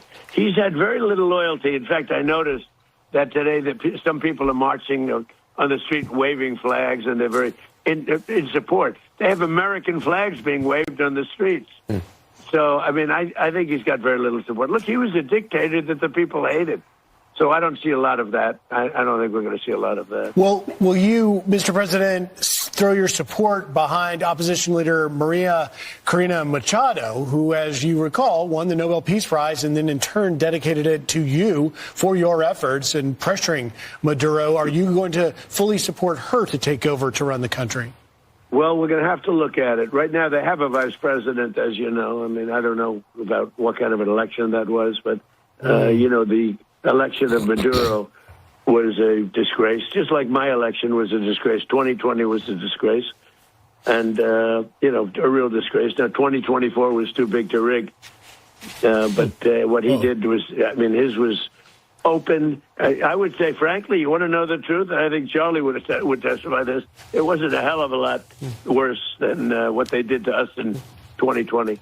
It was our election was a disgrace in 2020, and everyone knows it. And now it's come out, and it's come out even in the legal form. But it was disgraceful. He had an election that was a rigged election, and the people have no love for him. That's for sure. He had very little loyalty, if any loyalty. He was a dictator who was a tough cookie, and he ran it tough, and the people can't believe they got so lucky. Mr. President, what do you make of the fact that just hours... This is such a funny video. This is I think this is like some type of joke or something, but it says, "Look out, Florida. The Venezuelan Navy is mounting a counterattack on America this morning." I've seen this video before. Miren esta hermosura desde Río Caribe, nuestros pescadores patriotas alistándose por la defensa de la paz y la soberanía. Aquí vamos, compadre, aquí el motor, mira ya la Fuerza Armada, nuestra Fuerza Armada siempre acompañando.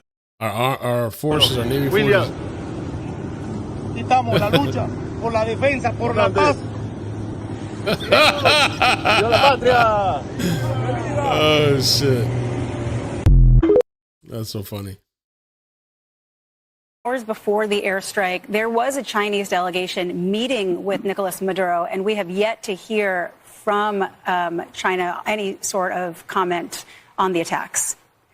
I know nothing about that, but I have a very good relationship with President Xi, and there's not going to be a problem. And they're going to get oil. We're going to allow people to have oil. But we can't take a chance after having done this incredible thing last night of letting somebody else take over, where we have to do it again. We can do it again, too. Nobody can stop us. There's nobody that has the capability that we have. You know, when I watch that war in Russia going on and on and on and everybody dying, and it's like, it's primitive. It's primitive. It's horrible. It's really horrible. Could you tell Could you tell us, Mr. President, a little bit more? Because you're talking about the precision of this operation and the brave men and women. Was this Delta Force guys? Were this Navy SEALs? Could you talk a little bit more about that? Yeah, they're the most highly trained soldiers in the world. There's nobody that has their talent, because it's talent. It's not just bravery. It's bravery. You have to have the bravery, but it's talent.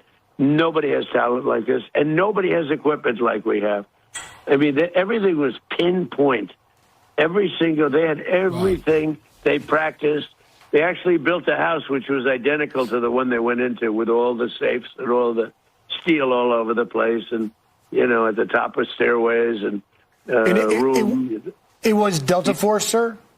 I don't want to say, but I will say this. I'm having a news conference in just a little while, so therefore I'm going to have to get off this line pretty soon, but I'm having a news conference at 11. And we're going to be talking about it. And I will say that I'm very proud to be an American. As are we, Mr. President. Will we be hearing from Secretary of War Pete Hegseth about what went into the planning and the execution of this incredible operation? Yes, and General Kane and some other people, they'll be telling you things that we can't tell you. We're not going to say everything, because we have things that nobody even knows about. Nobody has even a clue about. And we don't want to talk about that, and there's no reason to. But you'll be seeing a lot of things. So we're going to have a pretty open news conference, and we have to make sure that Venezuela doesn't go bad again. It went bad. It was a great country 20 years ago, and now it's horrible. Remember, I used to say that if they get elected, the other side, the people that we're talking about, if they get elected in our country, it will be Venezuela on steroids. Do you remember that? I used to say that all the time, Charlie, right? Indeed. We would have been Venezuela on steroids, meaning we would have been a bigger version of Venezuela. But the end result, we would have been a failed nation. Had they gotten elected, we would have been a failed nation. So I'll get ready for a news conference. And, real quickly before we let you go, though, can you tell us where Maduro and his wife are right this second? Well, they'll be heading to New York. They were indicted in New York, and also. So are they taken to a ship first, and then? Yes, to Iwo Jima. Iwo Jima. They're on a ship. Okay. But they'll be heading into New York. The helicopters took them out, and they went by helicopter in a nice flight. I'm sure they loved it. But they've killed a lot of people. Remember that they killed a lot of people, and a lot of Americans. Even people in their own country. They killed a lot of people to maintain power. He's a very vicious person. Well, President Trump, I'm incredibly grateful to you for coming on this morning. Thank you very much, and thank you for your time. We know that you've got a lot on your plate these days, but we're very appreciative, and we look forward to your press conference at 11. Okay, so we're waiting on the Trump press conference. A maniac, thank you so much for the 10. Appreciate it. Wow, what a morning. Maduro. When I tell you this, but these are great news. All eyes on Venezuela. They're celebrating. They're celebrating Miami. These are great news. All eyes on Venezuela. These are historical news. This is history in the making. I mean, my chest, it feels like it's going to explode with joy.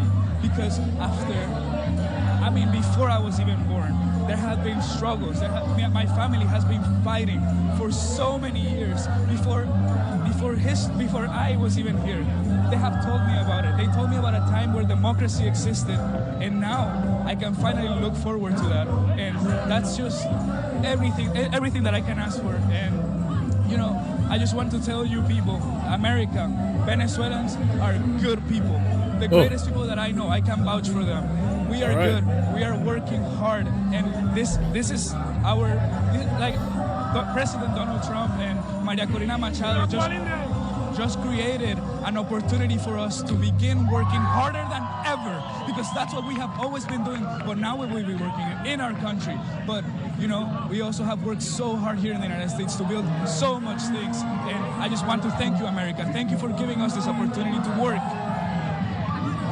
There's a lot of pride that comes with Venezuelans. Chopping up all over the place. Wore this flag just like this for his college graduation.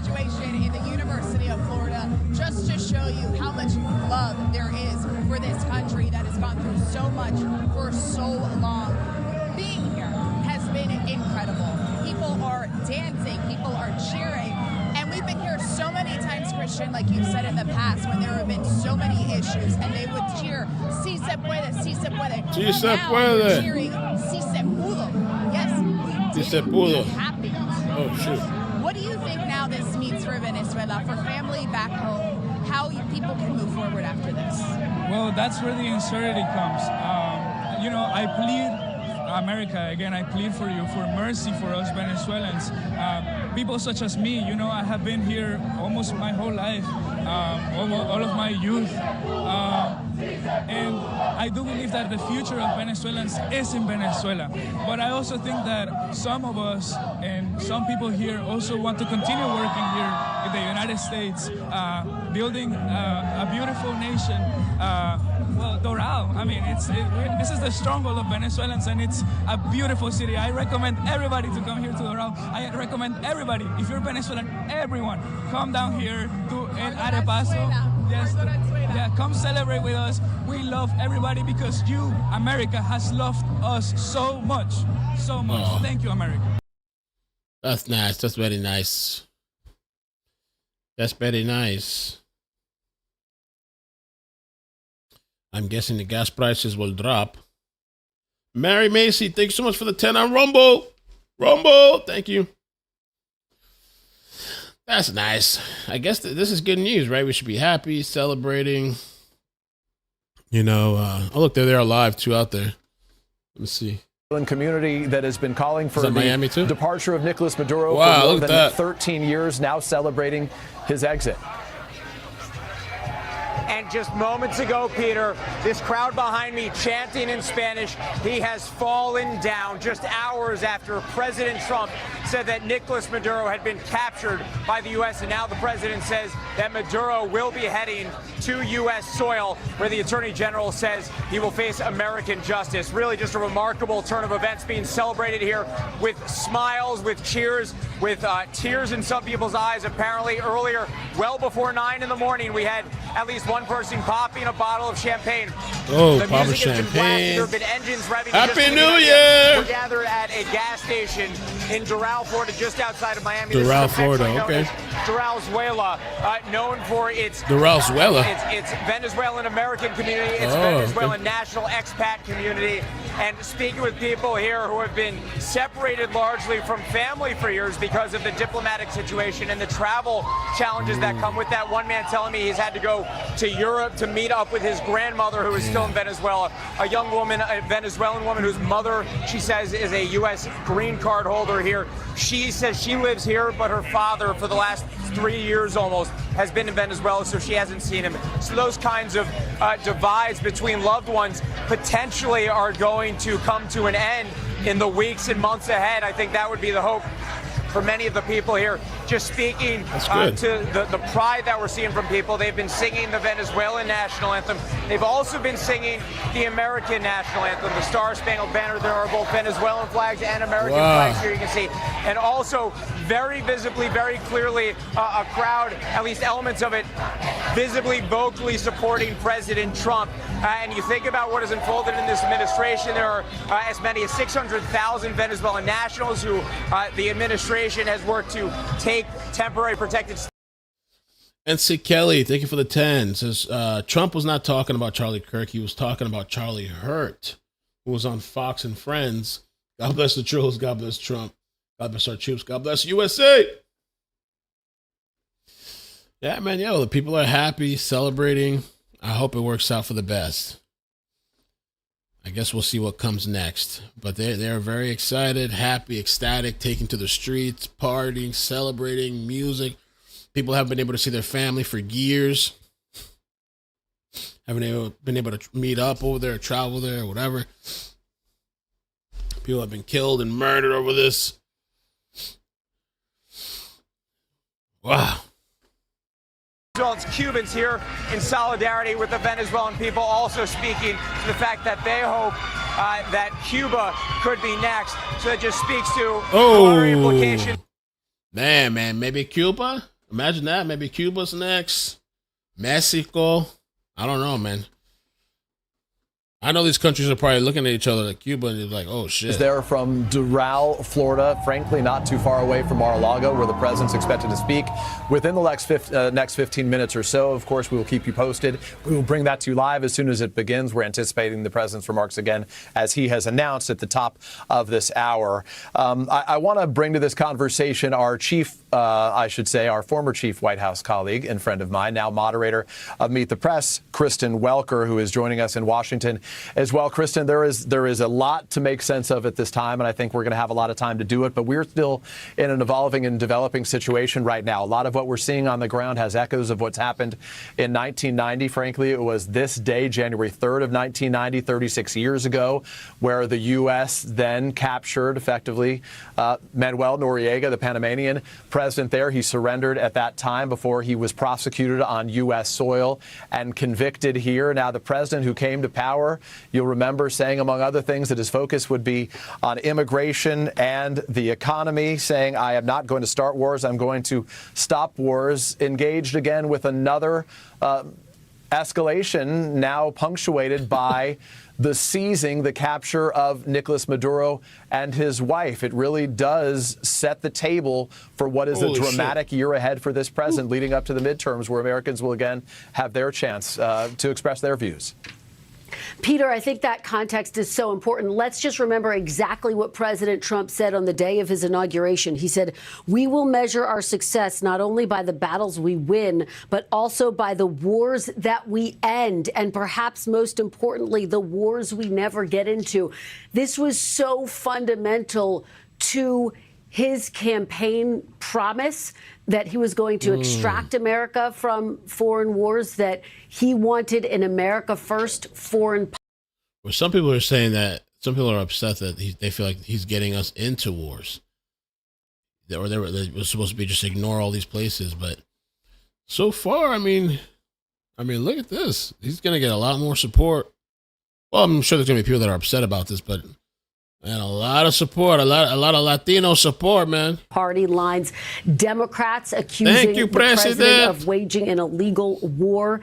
Senator Ruben Gallego of Arizona calling this the second unjustified war in my lifetime. This war is It's not a war. It's embarrassing that we went from the world cop to the world bully in less than a year. Senator Andy Kim also very critical. Republican Congressman Thomas Massey also critical. He says if this action were constitutionally sound, the attorney general wouldn't be tweeting that they've arrested the president of a sovereign country and his wife for possessing guns in violation of a 1934 U.S. firearm law. Having said that, Peter, Republican leadership, the president's Republican allies standing firmly beside him. Senate Majority Leader John Thune posting that he believes this was the right move, as well as House Speaker Mike Johnson. Senator Tom Cotton defending what he believes is the legality of this move as well. So again, I think one of the big questions will be, what does the MAGA base have to say about all of this? We're trying to track what's being said on Steve Bannon's podcast, of course, a former official under the first Trump administration. They had a break, but have repaired that. So far, Peter, the conversation there has been largely supportive. But again, as you note, Peter, everyone is just beginning to process these extraordinary sets of events out of Venezuela. We're going to be watching these extraordinary sets of events as you describe them, the dramatic developments that that continue to develop. So Trump, I'm trying to see when we get a live feed. Supposed to be talking soon. His press conference or announcement. Ellen, thank you so much. Thank you for the 10. Whoop. Trying to see what Mr. Trump would be talking. Oh, so it's going to be from Mar-a-Lago. Mar-a-Lago.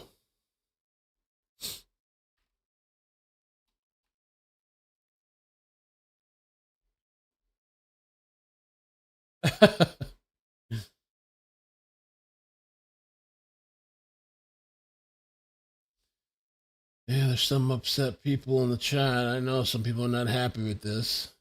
I know it bothers some people.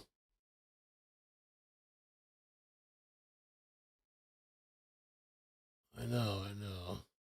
Even though people over there are celebrating, people over here too, taking to the streets, partying. House member who was so close to the president for so long had made very clear that she did not support efforts like what was taking place in Venezuela, and that was long before what we witnessed happening overnight. Well, absolutely, Peter. And we're starting to see these fractures take place within the MAGA base. You mentioned Congresswoman Marjorie Taylor Greene. She's been at the forefront of that fracture, criticizing the president for being so focused on these foreign entanglements, saying that this is not what her constituents voted for. That, as you said earlier, Peter, their top issue is the economy, issues like health care. She wants her party to have a health care plan and to be focused on those types of pocketbook issues. But you have other Republicans, Peter, who have questioned the legality of these actions that we're seeing unfold in Venezuela. Senator Rand Paul, for example, has been at the forefront of saying that President Trump needs to come to Congress before he takes any more actions. Of course, we've seen over the past several months these strikes against suspected drug boats, seizing oil tankers. You do have Democrats, but again, some Republicans questioning the legality of those actions. It's also worth noting Chief of Staff Susie Wiles told Vanity Fair she believed President Trump would need congressional approval before he took any broad action within Venezuela. Does this fall within that category? Those are the sorts of debates that will unfold, Peter. Kristen Welker is moderator of Meet the Press. You have a full plate as you get started in this new year. We'll look forward to seeing more of your coverage throughout this day. And Trump's coming up in a couple of minutes. Let's see what he has to say. I'm sure he's going to flex. Look at the result, the men and women of the armed forces are carrying out the instructions of President Nicolás Maduro, deploying all of our capabilities.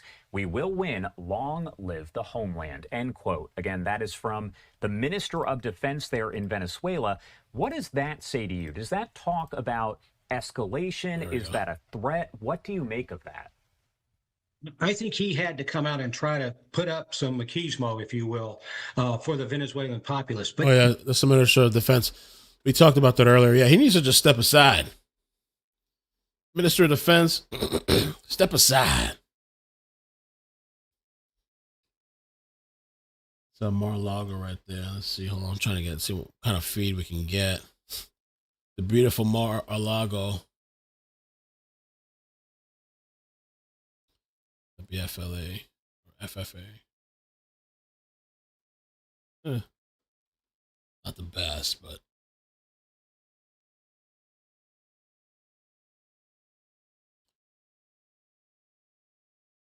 starting soon.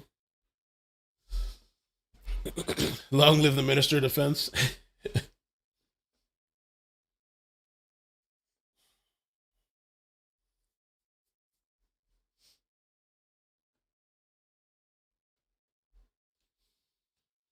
And nothing you can do, man. They're happy. They're celebrating.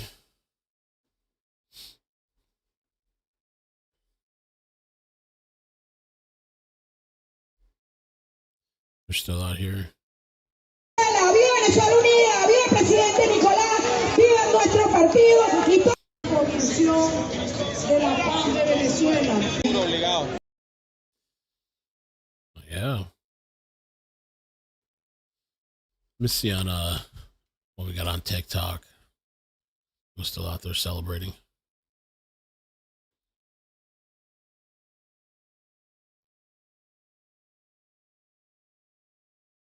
Oh yeah. Let's see where these people at. Porque tenemos que meterle, porque lo que tenemos es un hambre arrecha para que estén claros, ¿oyeron? Así que volvemos ahorita. Vamos a ver si salimos por aquí. A ver si nos comemos un par de hamburguesas en McDonald's o algo. Salí por ahí.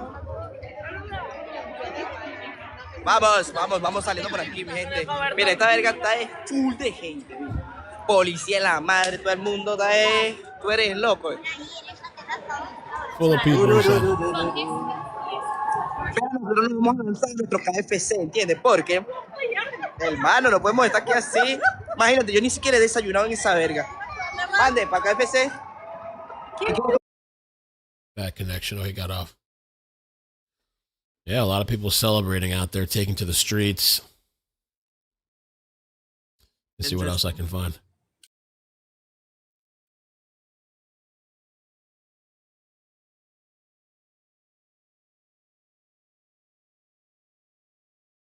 Maduro.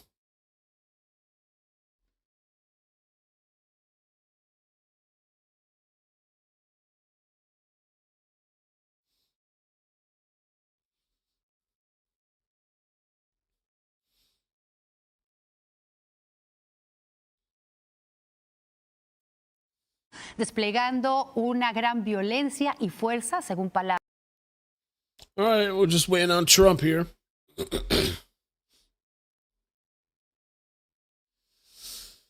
Need to take some medicine. I think I'm gonna take my little cold medicine. Get drugged up.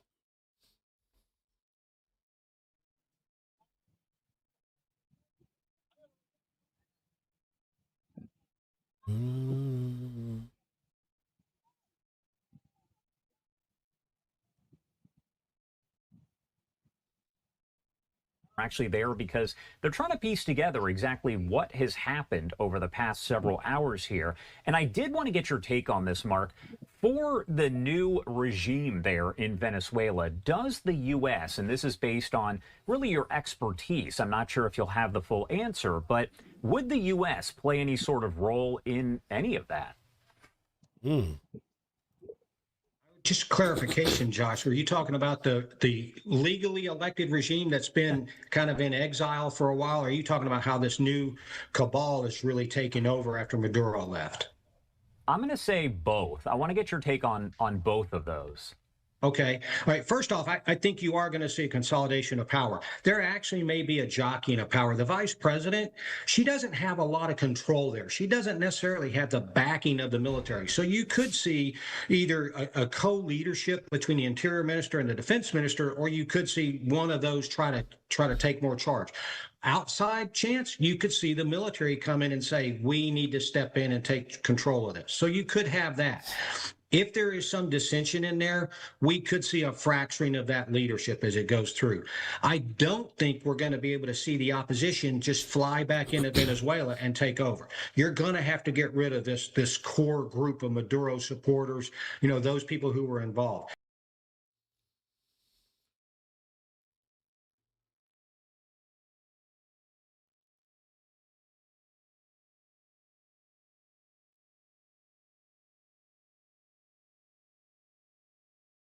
Senator Tim Kaine, one of the Senate's most vocal advocates for congressional war authorizations, issued a scathing statement of President Trump's actions in Venezuela and called for Congress to take up his resolution that would block the use of the U.S. armed forces to engage in hostilities within or against Venezuela, unless authorized by Congress.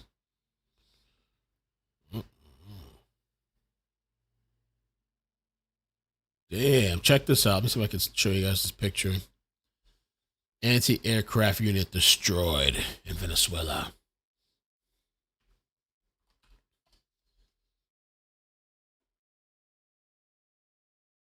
Let me see if I can show you this.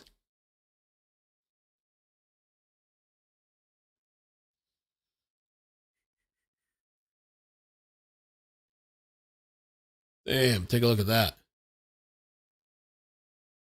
Anti-aircraft.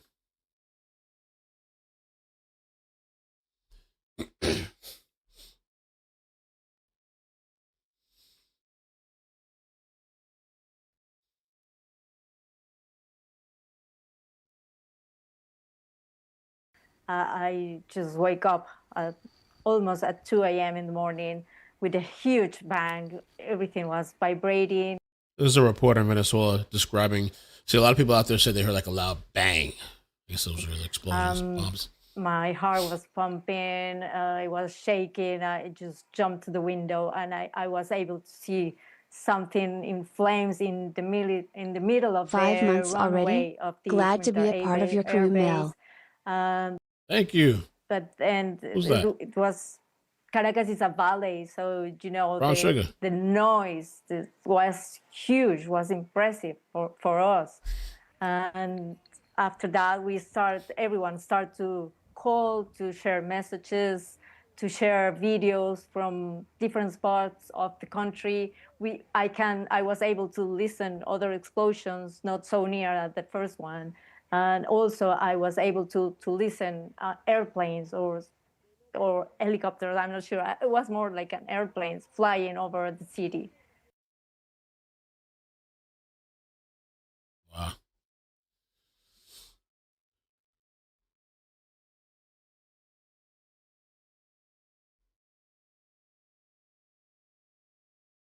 Oh, is that him right there? Getting ready, getting set up. Let me see if I can find the source of the feed. Maybe on the White House. Oh, there they go. It's time.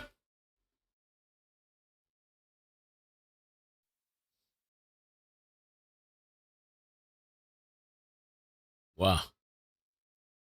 Venezuela operation, the capture of Maduro and his wife.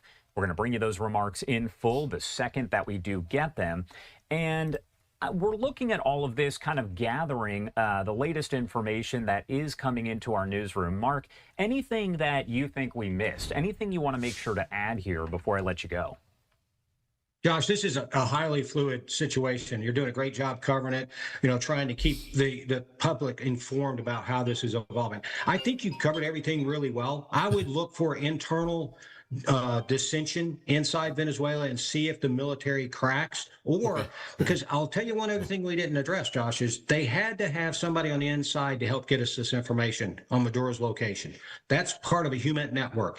If we got that, are we starting to get fissures inside the Venezuelan leadership? That would be good if we can start to crack that and start to open up some sort of fissure in this leadership group that's running Venezuela illegally right now. So I think we can watch for that over the next few days. And actually, would you be able to go a little bit more in depth on that? Because I hadn't even really thought about that. And that's something that hasn't been mentioned, is that it sounds like there are some insiders there in Venezuela that are helping the U.S. And I would imagine that's got to be pretty standard. We know, for instance, you and I discuss Israel a lot and the situation going on there. We know there were people, for instance, the pagers that blew up with Hezbollah. There was somebody inside to help make all of that happen. So you have to imagine that there's some people there in Venezuela who want to help out the U.S. with all of this. Yeah, there are dissatisfied people within Venezuela, and that's what we try to look for, is look at that and see if we can gain some access to those individuals, who want to help their country, and they do help their country by helping us. So we get that information, we get that access to them, and that I talked earlier about developing a pattern of life, Maduro's pattern of life, what his daily schedule was, what bedroom he's in, where he eats dinner, and all those finite details. So we can work on that, get that inside access to information. Now, those people are taking a great risk, because if they're discovered, and then in a regime like Maduro's, they're all the time purging people they feel disloyal, whether they're right or not. So they'll go in and purge them. So somebody took significant risk to support the United States internally. I think that speaks a lot to Maduro's unpopularity with the general population, but also let's look at how we can develop this source and then move forward on some of the, actually, when I talked actions on the objective earlier, we were talking about, okay, where are we going to move? How's he going to be? Where's he going to be? What's the security outside his bedroom? He had a lot of Cuban support inside Venezuela. His closest ally is Cuba. And a lot of reports said that Cuban guards were actually his closest guards. So you're looking at getting some finite information from these sources, and something that we will use to kind of work in the final bits of the actions, as I said, actions on the objective. All right, Mark Chandler, thank you so much for taking the time, as always, to be here with us and helping to break it all down. We definitely appreciate it. Josh, you're quite welcome, and good luck covering this situation today. It's going to keep evolving. Oh, for sure. Thank you again. Thank you. And you are taking a live look here in Mar-a-Lago once again. We did get a 5-minute warning, so probably closer to about 4 minutes now before these remarks do begin.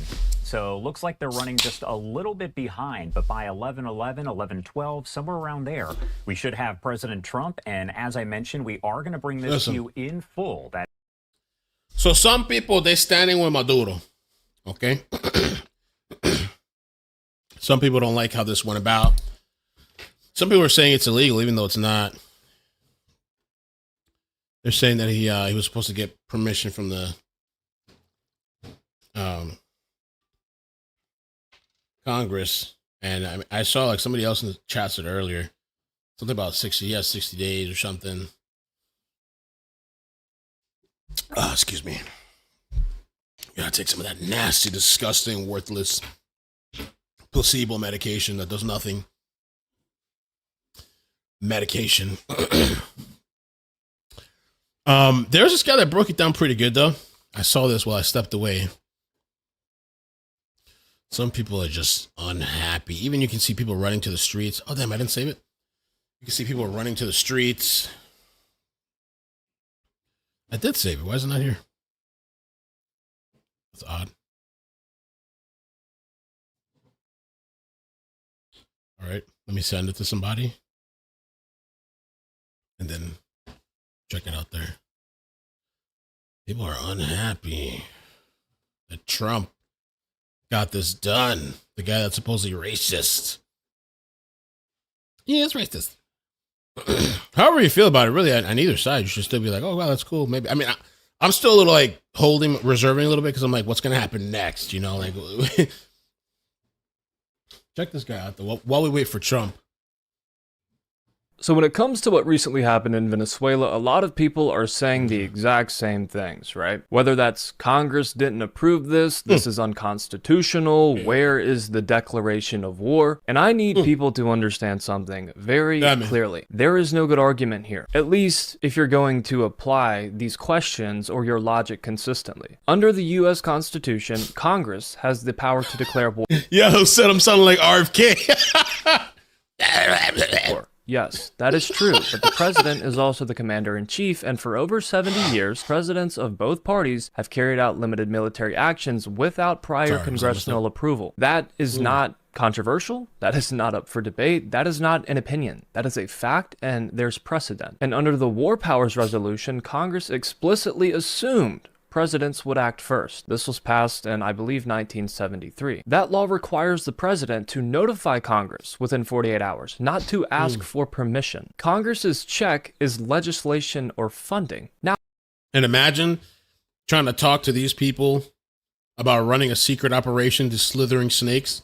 What do you think they would do? That shit would be out into the public. If Congress wants to stop a military operation in Venezuela, it knows exactly how to do that. 1, you pass a law directing withdrawal, or 2, you cut off funding for the operation. Those are the 2 options. If Congress doesn't do that and continues funding the military, the action is treated as legally authorized under the U.S. Constitution and under constitutional historical practice. That is the law. And what's shocking, not really, is the hypocrisy. Because if you were to look at Obama under his administration, America bombed Libya, they carried out drone strikes against multiple sovereign countries, and they launched a full air campaign without a declaration of war. The Obama administration even argued that Libya didn't count as hostilities. Congress didn't defund those military actions, and the courts stayed out of it. There was no issue. Under Biden, the United States struck targets in Syria and Iraq and Yemen and Afghanistan. Again, there were no declarations of war. There was no prior congressional vote. There was no public presentation of intelligence. Everyone's always saying, oh, well, where's the intelligence? Where's the proof? Especially when it comes to Trump and his administration blowing up the drug boats. Yeah, there's no precedent there. And in my opinion, the best thing that the Trump administration could have done is what has historically been done for the most part, and that is to conduct operations and leave it out of the public square. Not everyone in America needs to know exactly and everything of what our military is doing. But in all of these cases, under Barack Barack Obama and Joe Biden, Congress was notified and the funding continued. That is the end of the legal discussion. So when people suddenly demand congressional approval, right, only when it comes to Venezuela, for some reason, what they're really saying is they don't have a legal argument. They have a political argument, a moral argument. It's what ought to be the case, not what actually is the case. The US has long treated this as a national security and law enforcement issue. It's not a conventional war between states. We are not at war with Venezuela. Venezuela!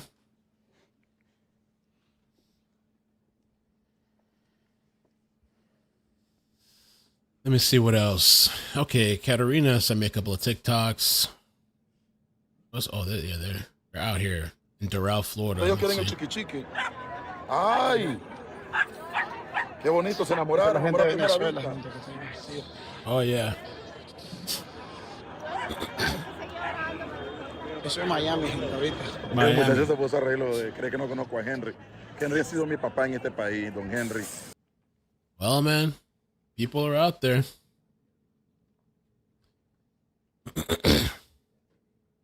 In the streets, regardless of how, whoever feel these political people feel, they're out there in the streets. And the thing is, I guess a lot of these political people, all they do is talk and talk and talk and talk and talk and talk and talk and never do shit.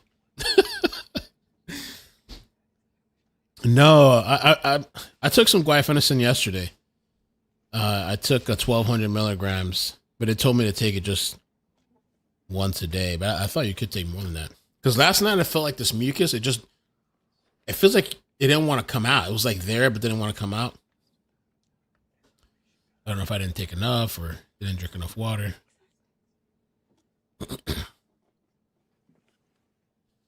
Let's take a look at here. Oh, Jeffrey Mead. I like this guy a lot on X. While we wait on Trump, fashionably late. Let's see. From the President of the United States.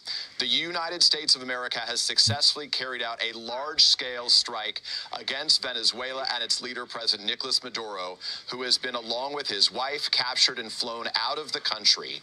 This operation was done in conjunction with U.S. law enforcement. Details to follow, according to the President. There will be a news conference, he says, today at 11 a.m. at Mar-a-Lago. He then punctuates it, as he often does, with thanks for your attention to this matter. It is signed by the President. So yes, the U.S. has captured Maduro. Here's an image kind of showing that. But I'm going to go ahead and get ahead of this. Because you know the left is going to come out and demonize Donald Trump and try to make him look bad and all these other things. You know it's coming. I'll give it an hour before it starts, if it hasn't already started. It's currently 8:20 a.m. Central Time. First off, I'm going to show you some of the Venezuelans in Florida celebrating. Look at this.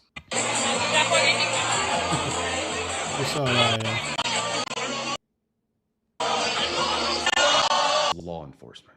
Maduro was indicted back in 2020. Obviously, he wasn't going to come to the U.S., so we had to go get him or find a way to get him here. He was indicted on narcoterrorism and drug trafficking back in 2020. I'm going to read to you a little bit about Venezuela currently. A significant portion of the Venezuelan population has faced oppression under the Nicolás Maduro government, particularly since 2013, according to reports from major international human rights organizations. And you know who loves to talk about human rights? The left. That's so true. So pay attention if you don't see them talking anything about that currently. There's political repression and lack of democracy. Authorities engaged in widespread arbitrary arrest, torture, enforced disappearances, and extrajudicial killings, especially targeting opposition members, protesters, journalists, and human rights defenders. Following the disputed 2024 presidential election, which a lot of people viewed as fraudulent, repression intensified. Over 2,000 arrests, dozens of deaths during protests, and hundreds remaining as political prisoners. Over 50 to 80% of the population lives in poverty, with millions facing food insecurity and malnutrition. This stems from economic mismanagement, corruption, hyperinflation, and sanction impacts. And no, we are not going to war. Also, the president doesn't need congressional approval for a military-supported law enforcement operation. Also, just a reminder, I have a free email newsletter I send out every morning around 7 a.m. Hey, Jeffrey. Jeffrey. be an official 2-minute warning coming in. You can see they are zooming in on the door that President Trump should be walking out of. Also, you'll notice there on the left-hand side of your screen, that is Fox's Lucas Tomlinson in the background. He joins us pretty frequently to break down all the latest developments on situations just like this one. We're, of course, going to try to get him on later on today to break down everything he learns from President Trump, what we know, what's still left to figure out. But this news conference set to begin here. It was slated for 11 a.m. Eastern time. We know these things don't always start on time, so it looks like we may be getting that 2-minute warning, which would indicate that it starts sometime around 11:19, 11:20 a.m. Eastern time. Have not actually seen the White House feed itself start yet. Normally, that's another indicator that this is about to begin. However, that has not happened yet.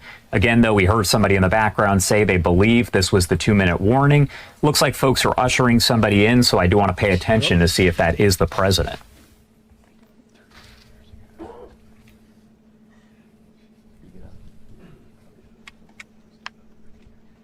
All right, looks like they were maybe trying to get another reporter or photographer in there. You can see they're pretty jam-packed together.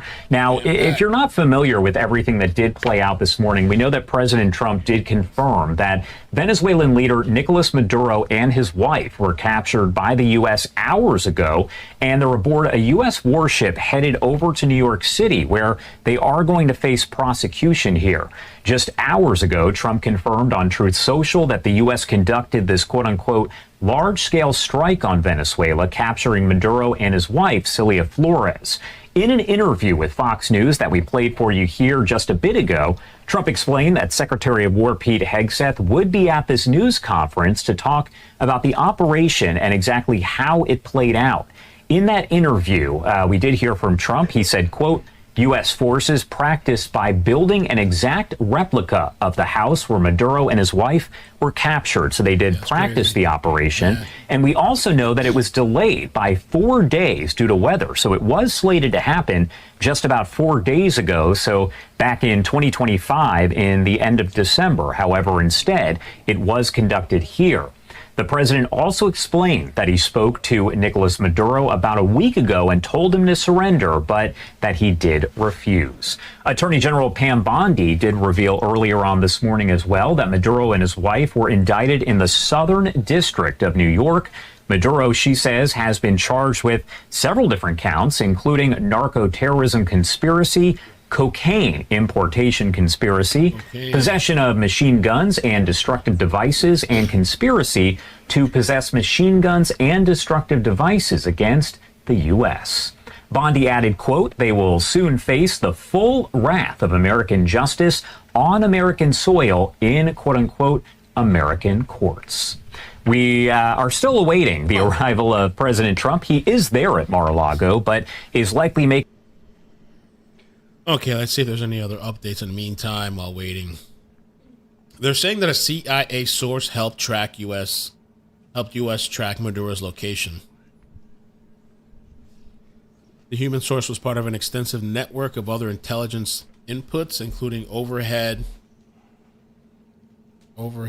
and signals intelligence that informed the operation, with the result of months of meticulous planning in partnership between the CIA and Department of Defense.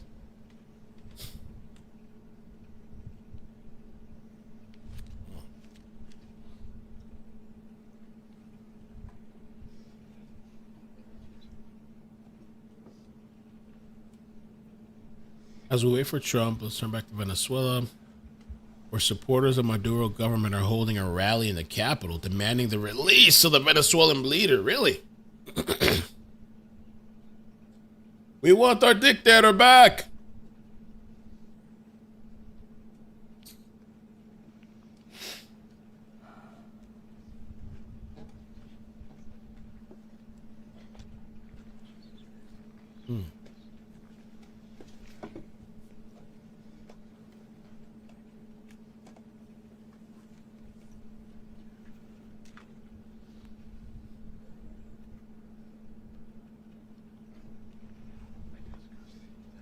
So, interesting. There's an analysis by the BBC network that says growing fear Trump's attack could trigger greater destabilization in Venezuela. Although it had the possibility for months, what happened today has come as a shock to Venezuelans.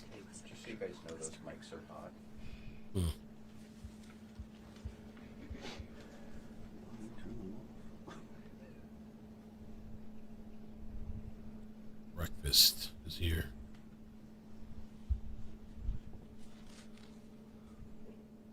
Leadership and our brave military, he will be held accountable. And we're not showing these to you on the screen. I'm just reading them because I want to leave up the shot so we can see when President Trump does walk in.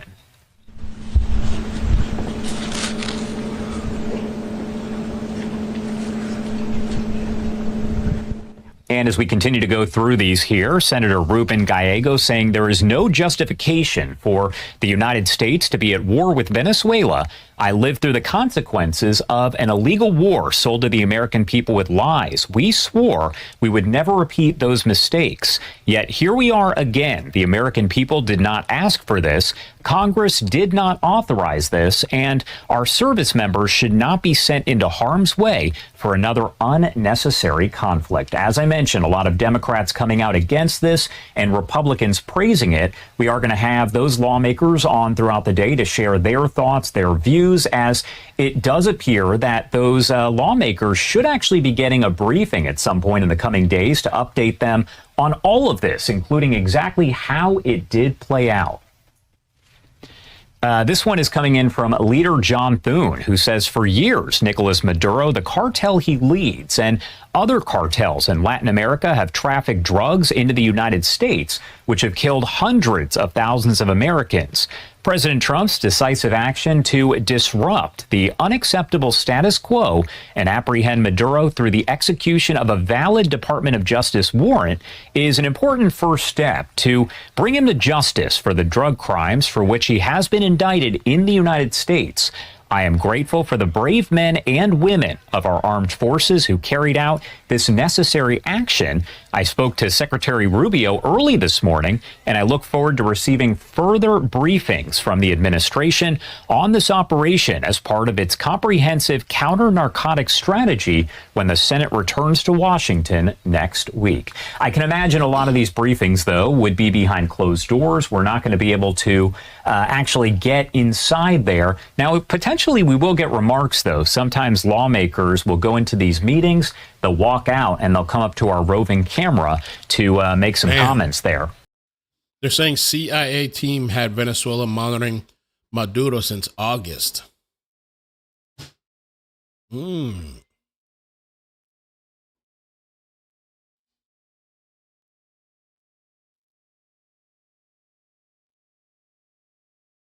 Been watching them for a while. An action, as the administration says, it was done with military assets. The U.S. military was integral to this law enforcement action and in many cases took the lead here. And what we're seeing now is the administration really kind of split the baby here, saying that they're praising the U.S. military for the actions that they took, but they're characterizing this as a law enforcement operation to try to circumvent the congressional process of authorizing the use of military force. Jay O'Brien, stand by for us. Once again, to our viewers at home, we are awaiting word from President Trump speaking from Mar-a-Lago about this extraordinary strike on Venezuela, capturing President Maduro and his wife.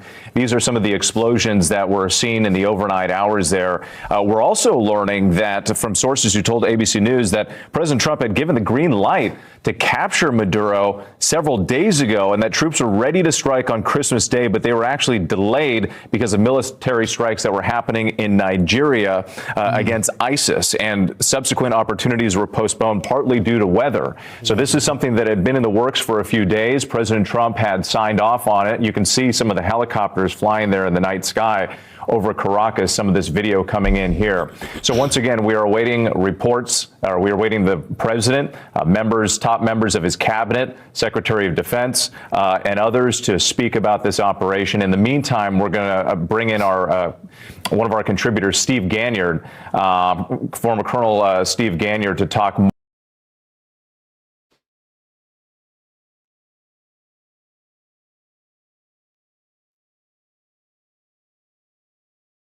Still no Trump, waiting. Mr. Trump.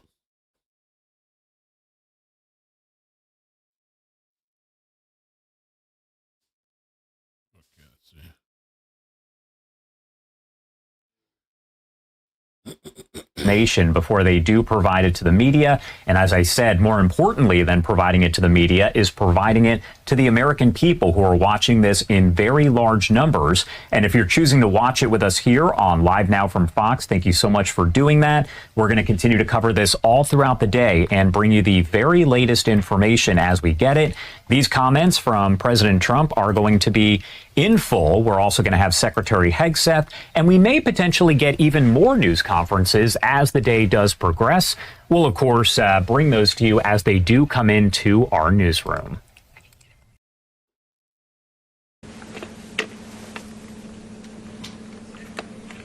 Mr. Trump.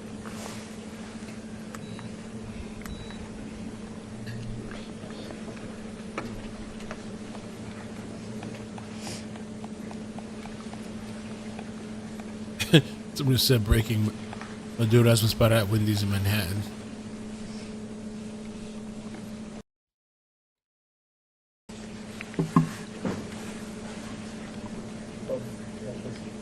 Is he coming? One of the school guys keeps talking to a shot. Yeah. They see it on Got to watch it. Oh, Nicholas Maduro on board a USS. Your foot keeps hitting the what Gmail? Is it true?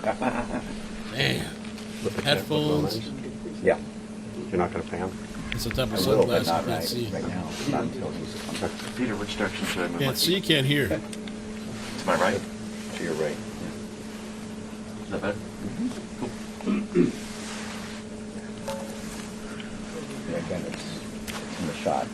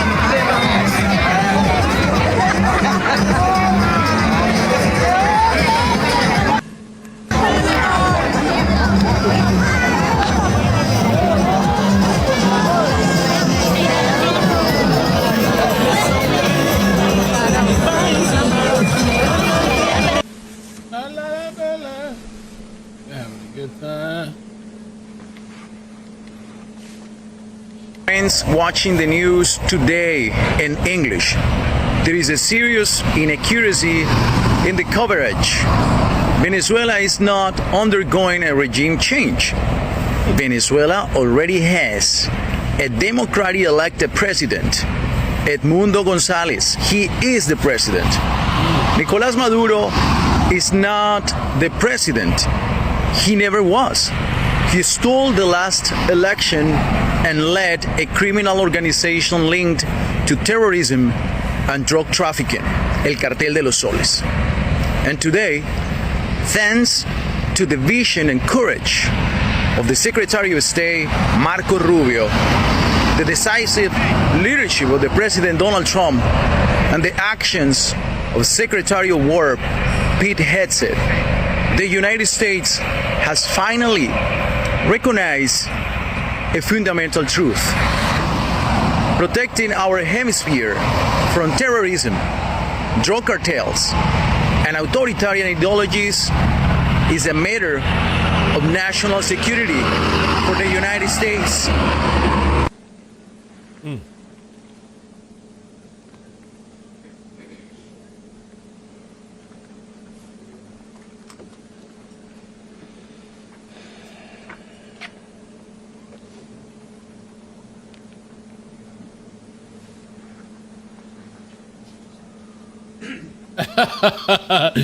Lily said, can we request that Trump does the same thing with the UK government?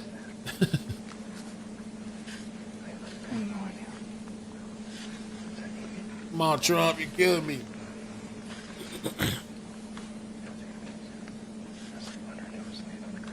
Trump.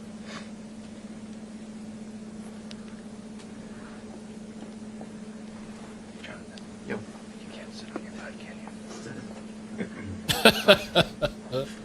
No big. Stay on your butt. Put a lock in so we can actually see the floor.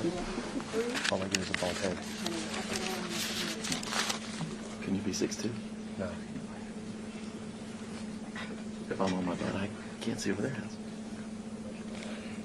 You have a remote. Yeah, look up. Can't see over whose head.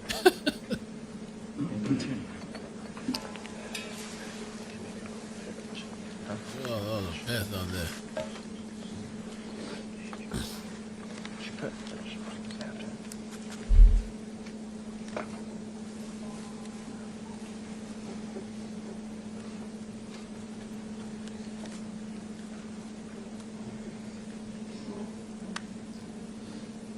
Unsealed. Maduro's indictment officially unsealed. For over 25 years, leaders of Venezuela have abused their positions of public trust and corrupted once legitimate institutions to import tons of cocaine into the United States. Coke price is about to go up if they haven't done so already.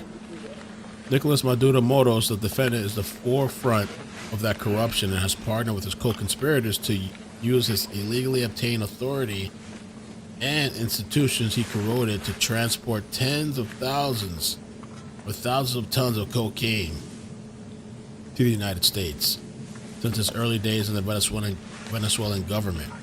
Maduro Moros has tarnished every public office he has held. As a member of Venezuela's National Assembly, Maduro Moros has moved loads of cocaine under the protection of the Venezuelan law enforcement. As Venezuela's Minister of Foreign Affairs, Maduro Moros provided Venezuelan diplomatic passports to drug traffickers and facilitated diplomatic cover for planes used by money launderers to reparate drug proceeds from Mexico to Venezuela. Oh shit, Mexico? Oh hell no.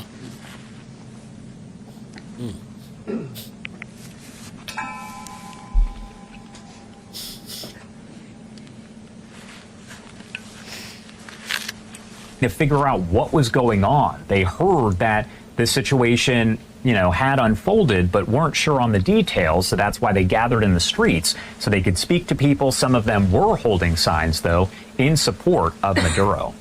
Oh, hell no. Congresswoman Jasmine Crockett, a Democrat, saying Trump promised no, quote, new stupid wars, yet he's starting one with Venezuela without congressional approval. People can't afford groceries and millions are losing health care, but this is where his focus is. But y'all out here shopping and buying out all the stores during Christmas. How they can afford groceries and shit? I went to the mall the other day. I hate going to the mall. There was a line going around the block, around all these stores and shit. How they broke for buying all this shit? In touch with them so we can bring you all of the latest information. And of course, we're keeping an eye on different developments in the situation here, things that President has and has not said just yet. As I mentioned, the president did post a photo on social media showing Maduro wearing a sweatsuit and a blindfold with the caption here. It does say Nicolás Maduro on board that warship. Going to pop it up for you right here on your screen. That is the first photo that has been released by U.S. officials showing Maduro in custody as he is on that U.S. warship headed for New York, where he has been indicted. He and his wife both indicted and expected to face some serious charges there. Not quite clear if we are going to get any sort of live images from inside the courtroom when they arrive, or even images that show their arrival. However, anything we get, we're going to bring to you live, uninterrupted, on Live Now from Fox. That is what we do.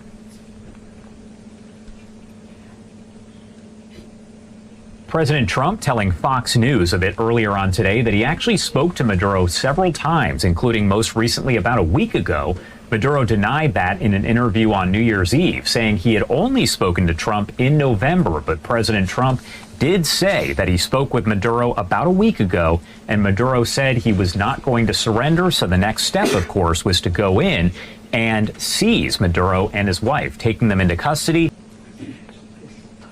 Job for 9. Thank you so much for the 5 super chats. Appreciate that. Make Venezuela great again. Oh, thank you for. I didn't see the other ones too. Take methylene blue and NAC. I heard NAC is really good for you. I have to research it though. Thanks for the hard work and historical movie. Yeah, I know this is historical. I don't know if we'll ever see anything like that again in our lifetime. I read something about like the last time the U.S. did something like this was like in the 19-something. I have to look it up again. 19-something.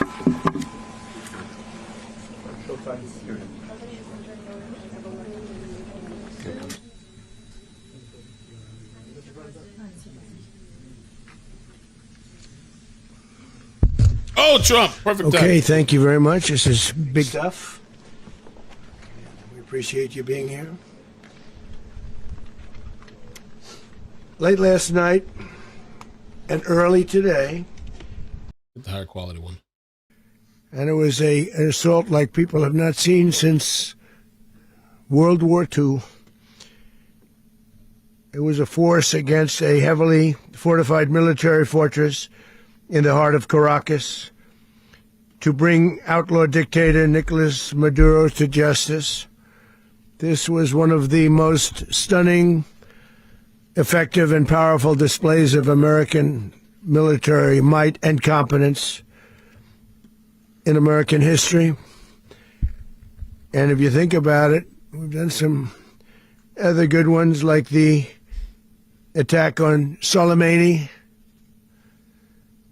the attack on al-Baghdadi, and the obliteration and decimation of the Iran nuclear sites just recently in an operation known as Midnight Hammer. All perfectly executed and done. No nation in the world could achieve what America achieved yesterday, or frankly, in just a short period of time. All Venezuelan military capacities were rendered powerless as the men and women of our military, working with U.S. law enforcement, successfully captured Maduro in the dead of night.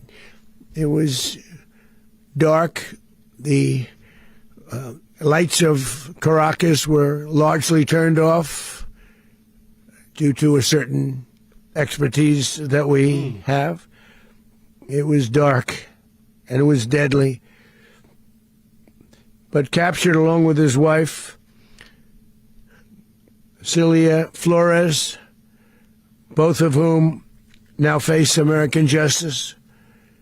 Maduro and Flores have been indicted in the Southern District of New York, it's Jay Clayton, for their campaign of deadly narcoterrorism against the United States and its citizens. I want to thank the men and women of our military who achieved such an extraordinary success overnight with breathtaking speed, power, precision, and competence. You rarely see anything like it. You've seen some raids in this country that didn't go so well. They were an embarrassment. If you look back to Afghanistan, or if you look back to the Jimmy Carter days, they were different days. We're a respected country again, maybe like never before. These highly trained warriors operating in collaboration with U.S. law enforcement caught them in a very ready position. They were waiting for us. They knew we had many ships out in the sea, just sort of waiting. They knew we were coming. So they were in what's called a ready position, but they were completely overwhelmed and very quickly incapacitated.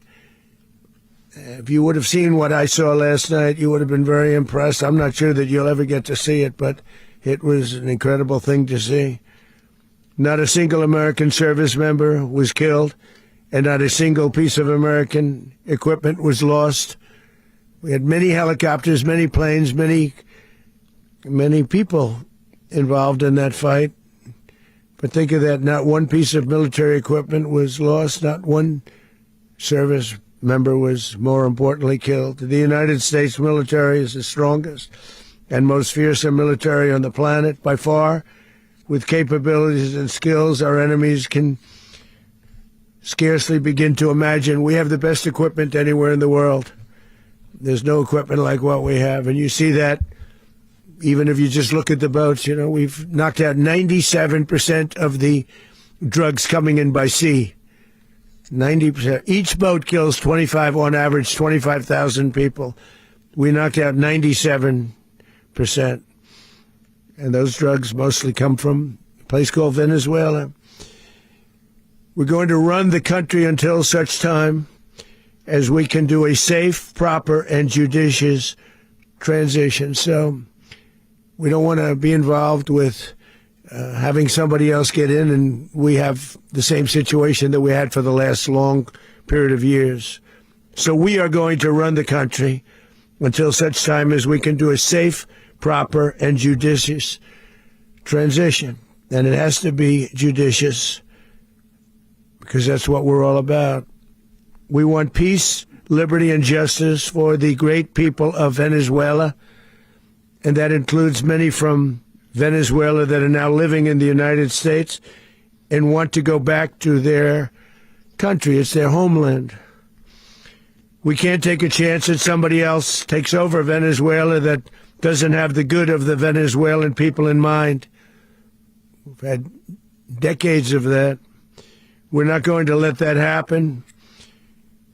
We're there now, and what people don't understand, but they understand as I say this, we're there now, but we're going to stay until such time as the proper transition can take place. So we're going to stay until such time as we're going to run it, essentially, until such time as a proper transition can take place. Run it. As everyone knows, the oil business in Venezuela has been a bust, a total bust, for a long period of time. What? They were pumping almost nothing by comparison to what they could have been pumping and what could have taken place.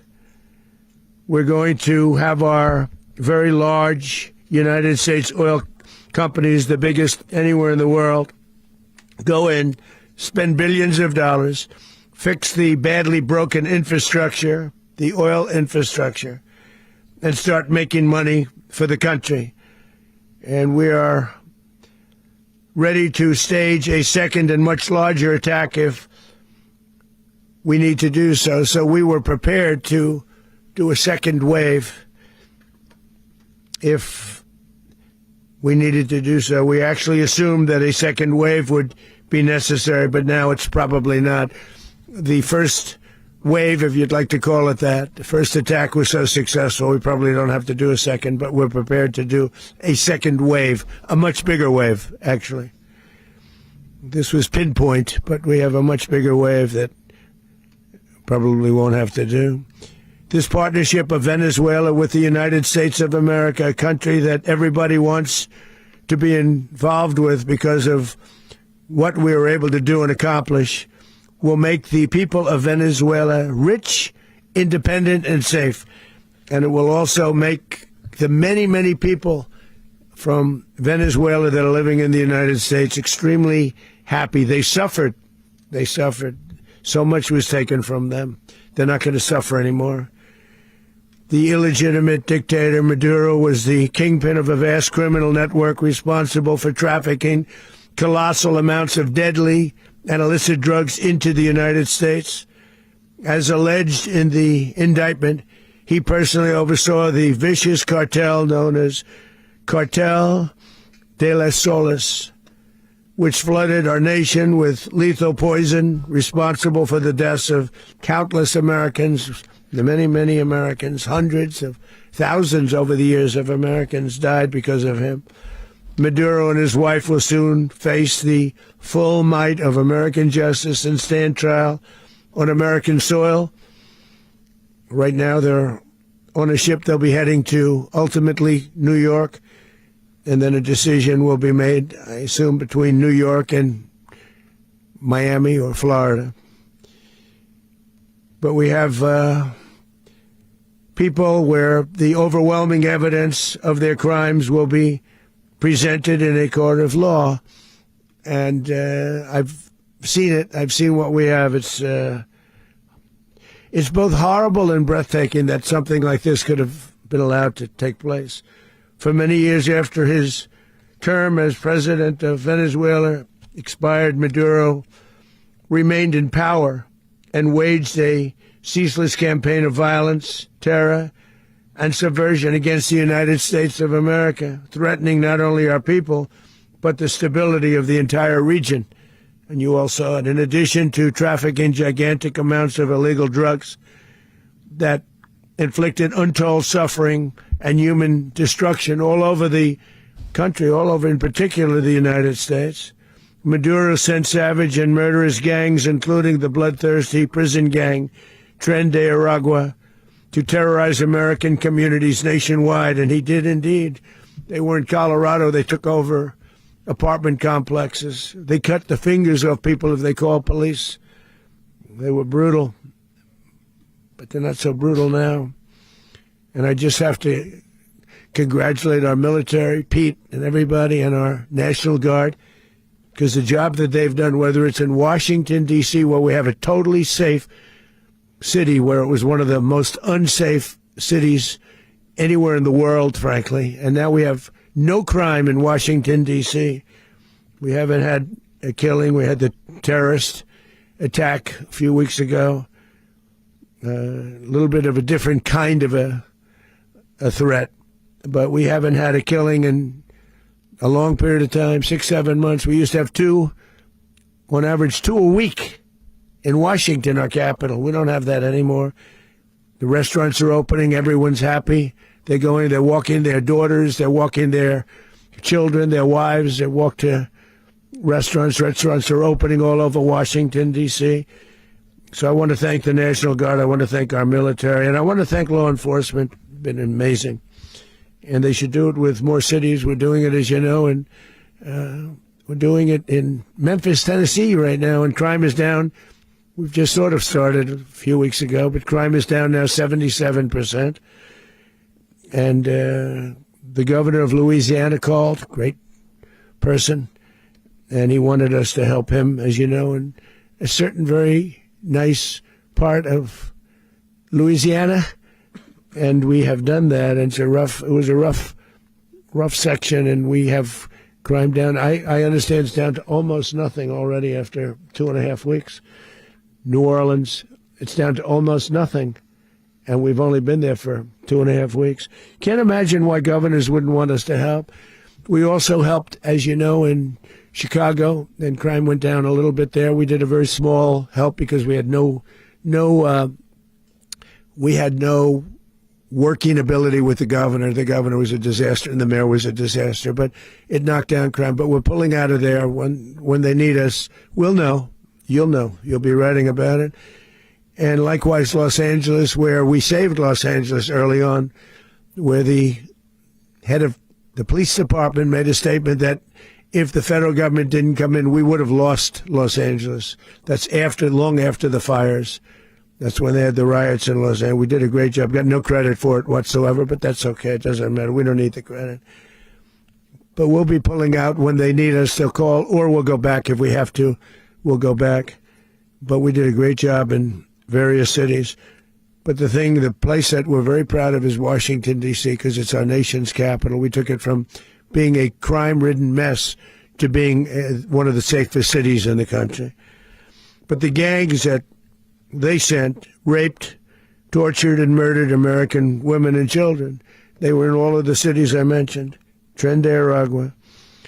And they were sent by Maduro to terrorize our people, and now Maduro will never again be able to threaten an American citizen or anybody from Venezuela. There will no longer be threats. For years, I've highlighted the stories of those innocent Americans whose lives were so heartlessly robbed by this Venezuelan terrorist organization. Really one of the worst. One of the worst. They say the worst. Americans like 12-year-old Jocelyn Nungari from Houston. Beautiful Jocelyn, And then, Gary, what happened to her?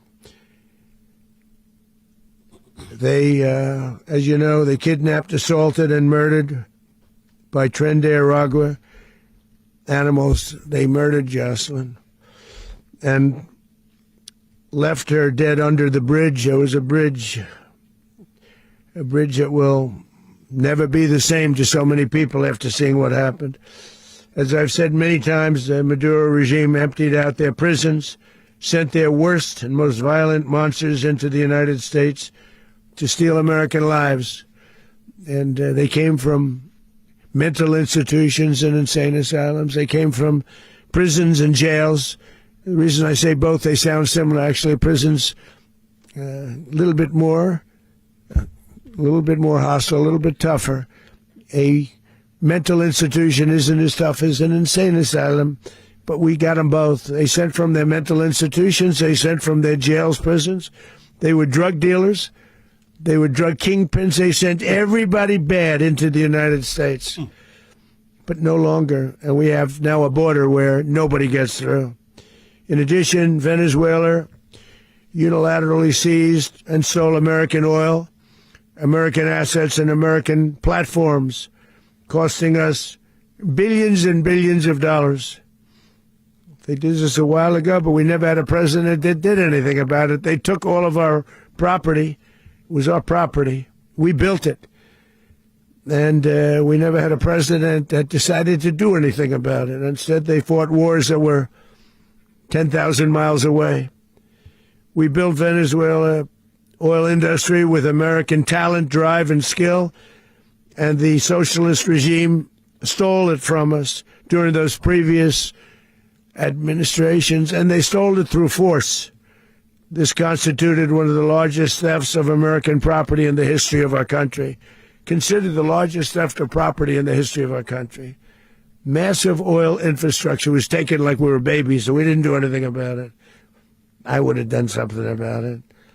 America will never allow foreign powers to rob our people or drive us back into and out of our own hemisphere. That's what they did. Furthermore, under the now deposed dictator Maduro, Venezuela was increasingly hosting foreign adversaries in our region and acquiring menacing offensive weapons that could threaten U.S. interests and lives. And they used those weapons last night. Potentially in league with the cartels operating along our border. All of these actions were in gross violation of the core principles of American foreign policy, dating back more than 2 centuries. And not anymore. All the way back, it dated to the Monroe Doctrines. And the Monroe Doctrine is a big deal. But we've superseded it by a lot. By a real lot. They now call it the Monroe Document. I don't know. It's Monroe Doctrine. We sort of forgot about it. It was very important, but we forgot about it. We don't forget about it anymore. Under our new national security strategy, American dominance in the Western Hemisphere will never be questioned again. Won't happen. So just in concluding, for decades, other administrations have neglected or even contributed to these growing security threats in the Western Hemisphere. Under the Trump administration, we are reasserting American power in a very powerful way in our home region. And our home region is very different than it was just a short while ago. The future will be, and we did this in my first term. We had great dominance in my first term, and we have far greater dominance right now. Everyone's coming back to us. The future will be determined by the ability to protect commerce and territory and resources that are core to national security. These are core to our national security. Just like tariffs they've made our country rich, and they've made our national security stronger than ever before. But these are the iron laws that have always determined global power. And we're going to keep it that way. We will secure our borders. We will stop the terrorists. We will crash the cartels, and we will defend our citizens against all threats, foreign and domestic. Other presidents may have lacked the courage or whatever to defend America, but I will never allow terrorists and criminals to operate with impunity against the United States.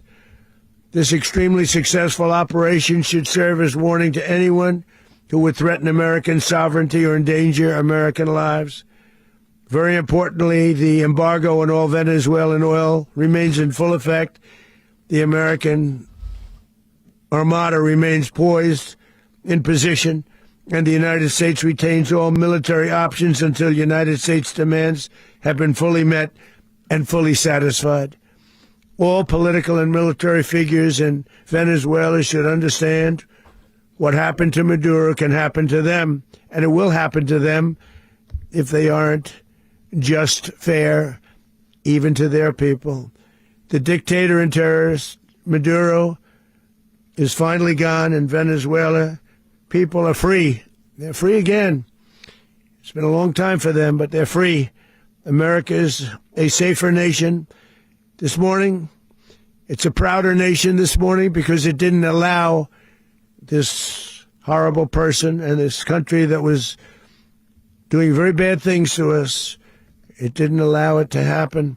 And the Western Hemisphere is right now a much safer place to be. So I want to thank everybody for being here. I want to thank General Raisin Kane. He's a fantastic man. I've worked with a lot of generals. I worked with some I didn't like. I worked with some I didn't respect. I worked with some that just weren't good. But this guy is fantastic. I watched last night one of the most precise attacks on sovereignty. I mean, it was an attack for justice.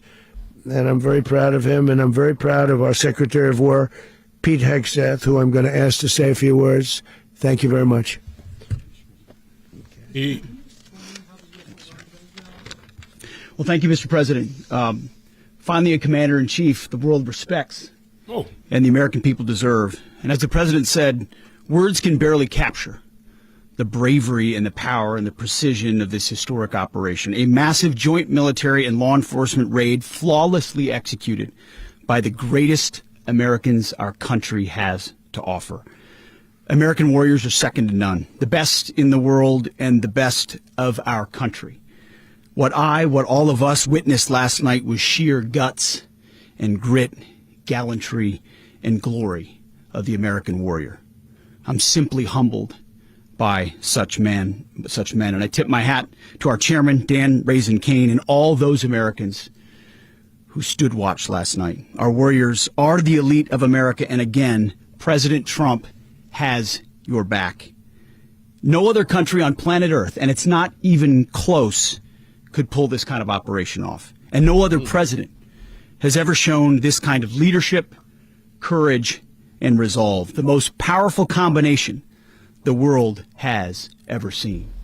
As the president said, our adversaries remain on notice. America can project our will anywhere, anytime. The coordination, the stealth, the lethality, the precision, the very long arm of American justice, all on full display in the middle of the night. Nicolás Maduro had his chance, just like Iran had their chance, until they didn't and until he didn't. He effed around, and he found out. Oh! President Trump is deadly serious about stopping the flow of gangs and violence to our country. Deadly serious about stopping the flow of drugs and poison to our people. Deadly serious about getting back the oil that was stolen from us. And deadly serious about reestablishing American deterrence and dominance in the Western Hemisphere.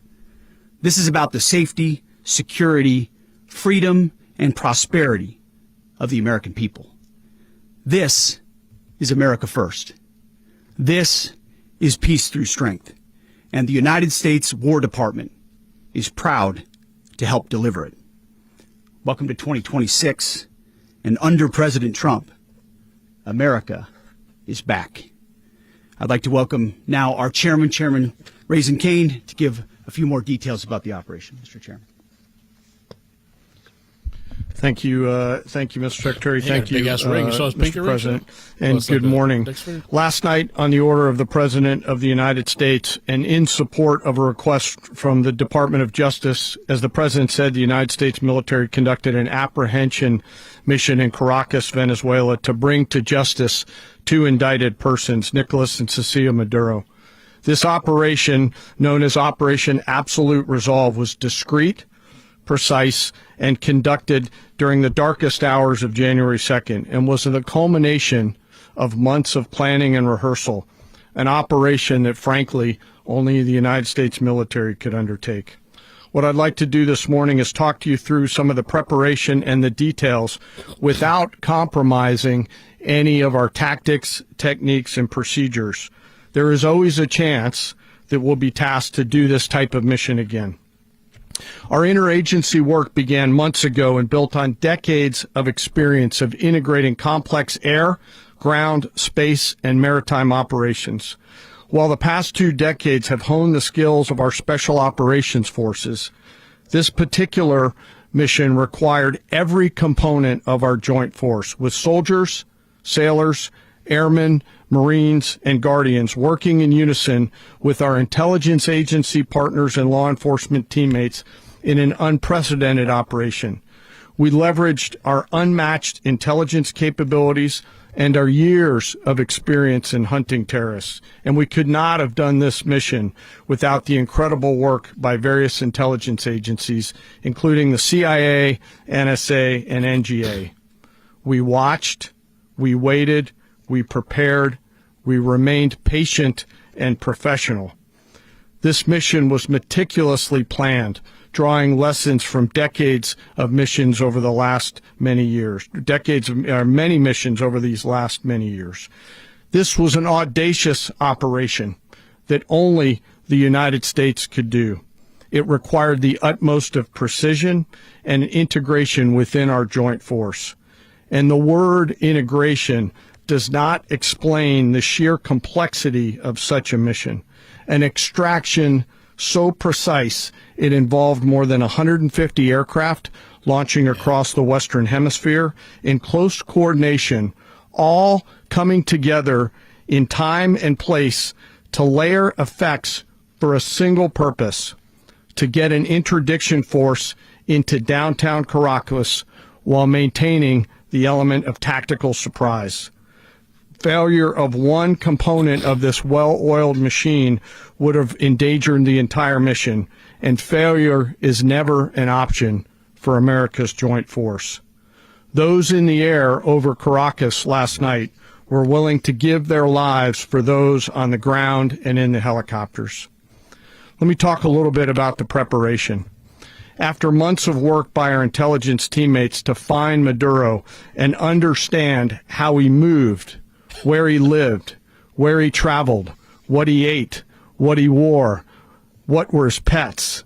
In early December, our force was set pending a series of aligned events. Key was choosing the right day to minimize the potential for civilian harm and maximize the element of surprise, and minimize the harm to the indicted personnel so, as the President said, they could be brought to justice. And as the President said earlier today, weather in Venezuela is always a factor this time of the year. And over the weeks through Christmas and New Year's, the men and women of the United States military sat ready, patiently waiting for the right triggers to be met and the President to order us into action. Last night, the weather broke just enough, clearing a path that only the most skilled aviators in the world could maneuver through. Ocean, mountain, low cloud ceilings. But when tasked with a mission, this organization does not quit. At 10:46 p.m. Eastern Time last night, the President ordered the United States military to move forward with this mission. He said to us, and we appreciate it, Mr. President, good luck and Godspeed. And those words were transmitted to the entire joint force. Over the course of the night, aircraft began launching from 20 different bases on land and sea across the Western Hemisphere. In total, more than 150 aircraft, bombers, fighters, intelligence, reconnaissance, surveillance, rotary wing were in the air last night. Thousands and thousands of hours of experience were airborne. Our youngest crew member was 20, and our oldest crew member was 49. And there's simply no match for American military might. As the night began, the helicopters took off with the extraction force, which included law enforcement officers, and began their flight into Venezuela at 100 feet above the water.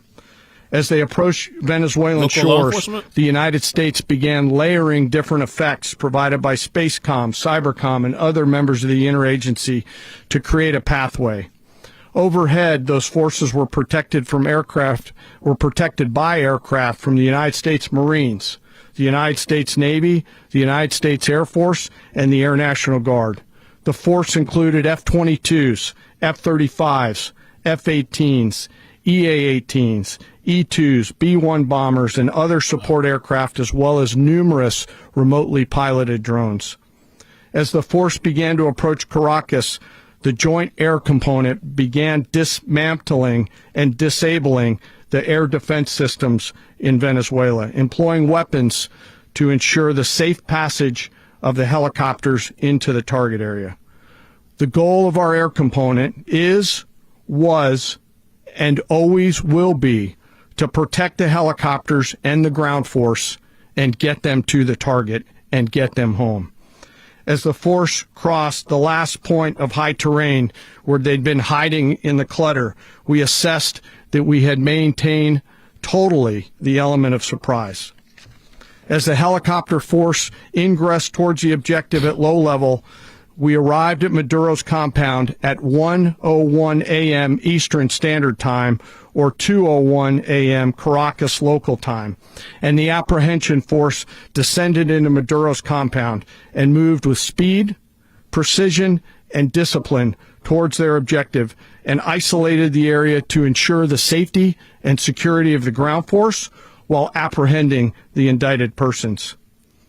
On arrival into the target area, the helicopters came under fire, and they replied with that fire with overwhelming force in self-defense. One of our aircraft was hit, but remained flyable, and as the President said earlier today, all of our aircraft came home, and that aircraft remained flyable during the rest of the mission.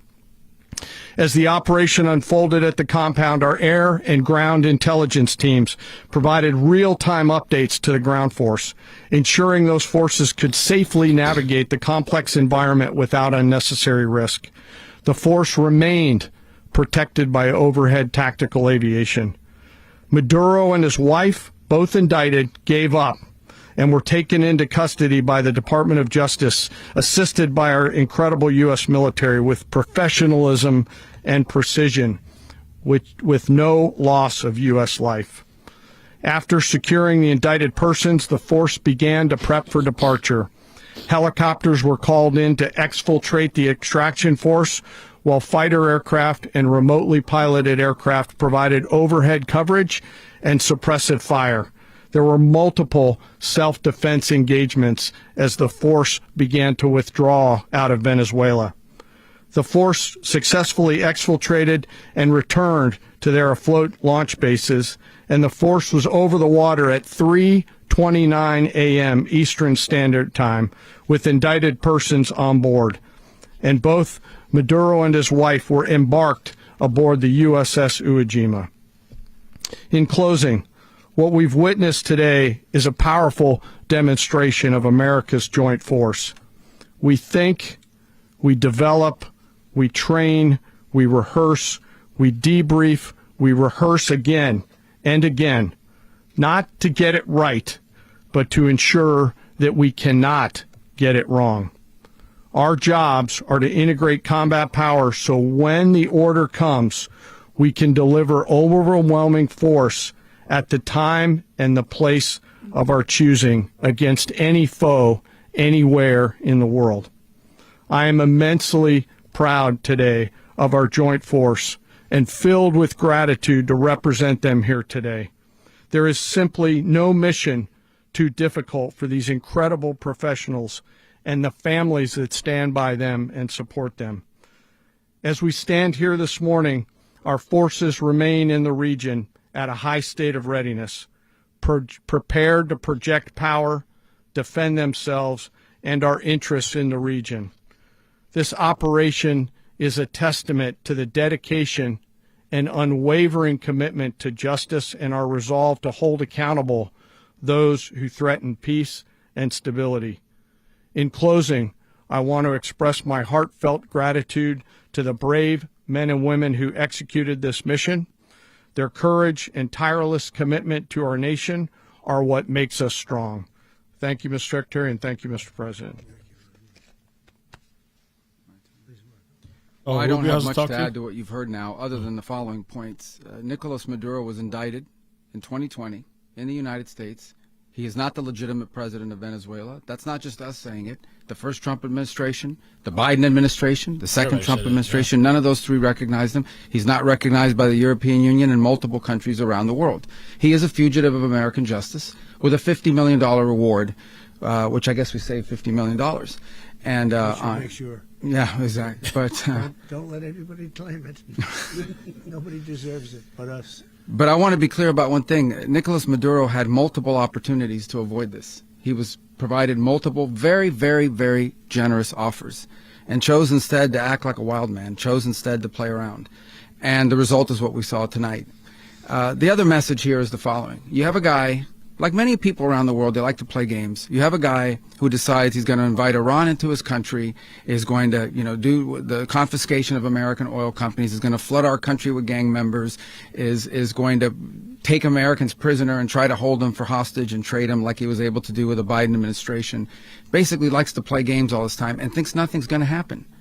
And I hope what people now understand is that we have a president. The 47th president of the United States is not a game player. When he tells you that he's going to do something, when he tells you he's going to address a problem, he means it. He actions it. I can tell you, I've watched this process now for 14, 15 years, been around it. Everybody talks. I'm going to do this. I'm going to do that. When I get there, we're going to do this. We're going to take. This is a president of action. Like, I don't understand yet how they haven't figured this out. And now, if you don't know, now you know. Because this is the way it's going to play out. And I think people need to understand that this is not a president that just talks and does letters and press conferences. And, if he says he's serious about something, he means it. And this is something that was a direct threat to the national interest of the United States, and the president addressed it. There's a president of peace, by the way. I told you what I just said earlier. This guy had multiple opportunities to find his way somewhere else and figure out another. He could have been living somewhere else right now very happy, but instead he wanted to play big boy. And so now, he's got other sets of problems on his hands. And but I think that the message here should be for the world. Look, the president doesn't go out looking for people to pick fights with. He's not generally wants to get along with everybody. We'll talk and meet with anybody, but don't play games. Don't play games with this president's in office, because it's not going to turn out well. And so I hope that I guess that lesson was learned last night, and we hope it'll be instructive moving forward. Mr. President. Mr. President. Please. Well, we're going to be running it with a group, and we're going to make sure it's run properly. We're going to rebuild the oil infrastructure, which will cost billions of dollars. It'll be paid for by the oil companies directly. They will be reimbursed for what they're doing, but that's going to be paid. And we're going to get the oil flowing the way it should be. As you know, it was just a minor flow. It was actually a minor flow for what they have. But we're going to run it properly, and we're going to make sure the people of Venezuela are taken care of. We're going to make sure the people that were forced out of Venezuela by this thug are also taken care of. President, does the U.S. running the country mean that U.S. troops will be on the ground? How will that work? Well, they always say boots on the ground. So we're not afraid of boots on the ground if we have to have. We had boots on the ground last night at a very high level, actually. We're not afraid of it. We don't mind saying it. But we're going to make sure that that country is run properly. We're not doing this in vain. This is a very dangerous attack. This is an attack that could have gone very, very badly. Could have gone very badly. We could have lost a lot of people last night. We could have lost a lot of dignity. We could have lost a lot of equipment. The equipment is less important, but we could have lost a lot. And we're going to make sure that this is proper. We're there now. We're ready to go again if we have to. We're going to run the country right. It's going to be run very judiciously, very fairly. It's going to make a lot of money. We're going to give money to the people. We're going to reimburse people that were taken advantage of. We're going to take care of everybody. It's very important. We couldn't let them get away with it. You know, they stole our oil. We built that whole industry there, and they just took it over like we were nothing. And we had a president that decided not to do anything about it. So we did something about it. We're late, but we did something about it. Yeah, please. Mechanism by which you're going to run the country? Are you going to designate a U.S. official to coordinate? Yes, it's all being done right now. We're designating people. We're talking to people. We're going to take over Venezuela. Various people, and we're going to let you know who those people That's are. what y'all wanted. So we're taking over Venezuela? Would run Venezuela? Oh, it's largely going to be, for a period of time, the people that are standing right behind me. We're going to be running it. We're going to be bringing it back. It's a dead, I talk about a dead country. A year and a half ago, we were a dead country. Now we're the hottest country anywhere in the world. We're a country doing better than any country anywhere in the world. And it required leadership. Venezuela has a lot of bad people in there, a lot of bad people that shouldn't be leading. We're not going to take a chance that one of those people take over for Maduro. So you can look at, and others, we have fantastic people, including people in the military. So we're going to have a group of people running it until such time as it can be put back on track. Make a lot of money for the people and give people a great way of life, and also reimbursement for people in our country that were forced out of Venezuela. Rubio would be... You said earlier today that you weren't going to back Machado to come back and be the opposition leader in your Fox and Friends interview. And then you also mentioned the vice president of Venezuela. Are you going to work with the vice president of Venezuela, or how do you foresee the relationship going? I understand she was just sworn in, but she was, as you know, picked by Maduro. So Marco's working on that directly. He just had a conversation with her, and she's essentially willing to do what we think is necessary to make Venezuela great again. Very simple. Mr. President, Colombian President Gustavo Petro, a couple weeks ago, he said he's got to watch his ass. And today he said he's not concerned about anything happening to him in the aftermath of this operation. So just what your message is about that. He has cocaine mills. He has factories where he makes cocaine. And yeah, I think I stick by my first statement. He's making cocaine. They're sending it into the United States. So he does have to watch his ass. Mr. President, did you notify any members of Congress in advance? Marco, do you want to talk about that? Because you were involved. Oh, man. You said you got to watch your ass. This was not the kind of mission that you can do congressional notification on. It was I don't know how I feel about running Venezuela, man. Why would had to be met night after night. We watched and monitored that for a number of days. So it's just simply not the kind of mission you can call people and say, hey, we may do this at some point in the next 15 days. But it's largely a law enforcement function. Remember, at the end of the day, at its core, this was an arrest of 2 indicted fugitives of American justice, and the Department of War supported the Department of Justice in that job. Now, there are broader policy implications here, but it's just not the kind of mission that you can pre-notify because it endangers the mission.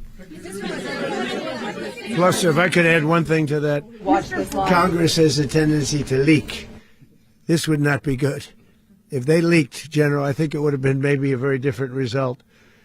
But I have to say, they knew we were coming at some point, We had a lot of ships out there. They sort of knew we were coming. We went there. But Congress will leak, and we don't want leakers. Yeah, you can't trust those guys. People to watch this all play out live. What was Maduro doing when the U.S. forces entered what I assume would be his home? And also, was there any point where the U.S. was considering if Maduro pushed back or resisted killing Maduro? It could have happened.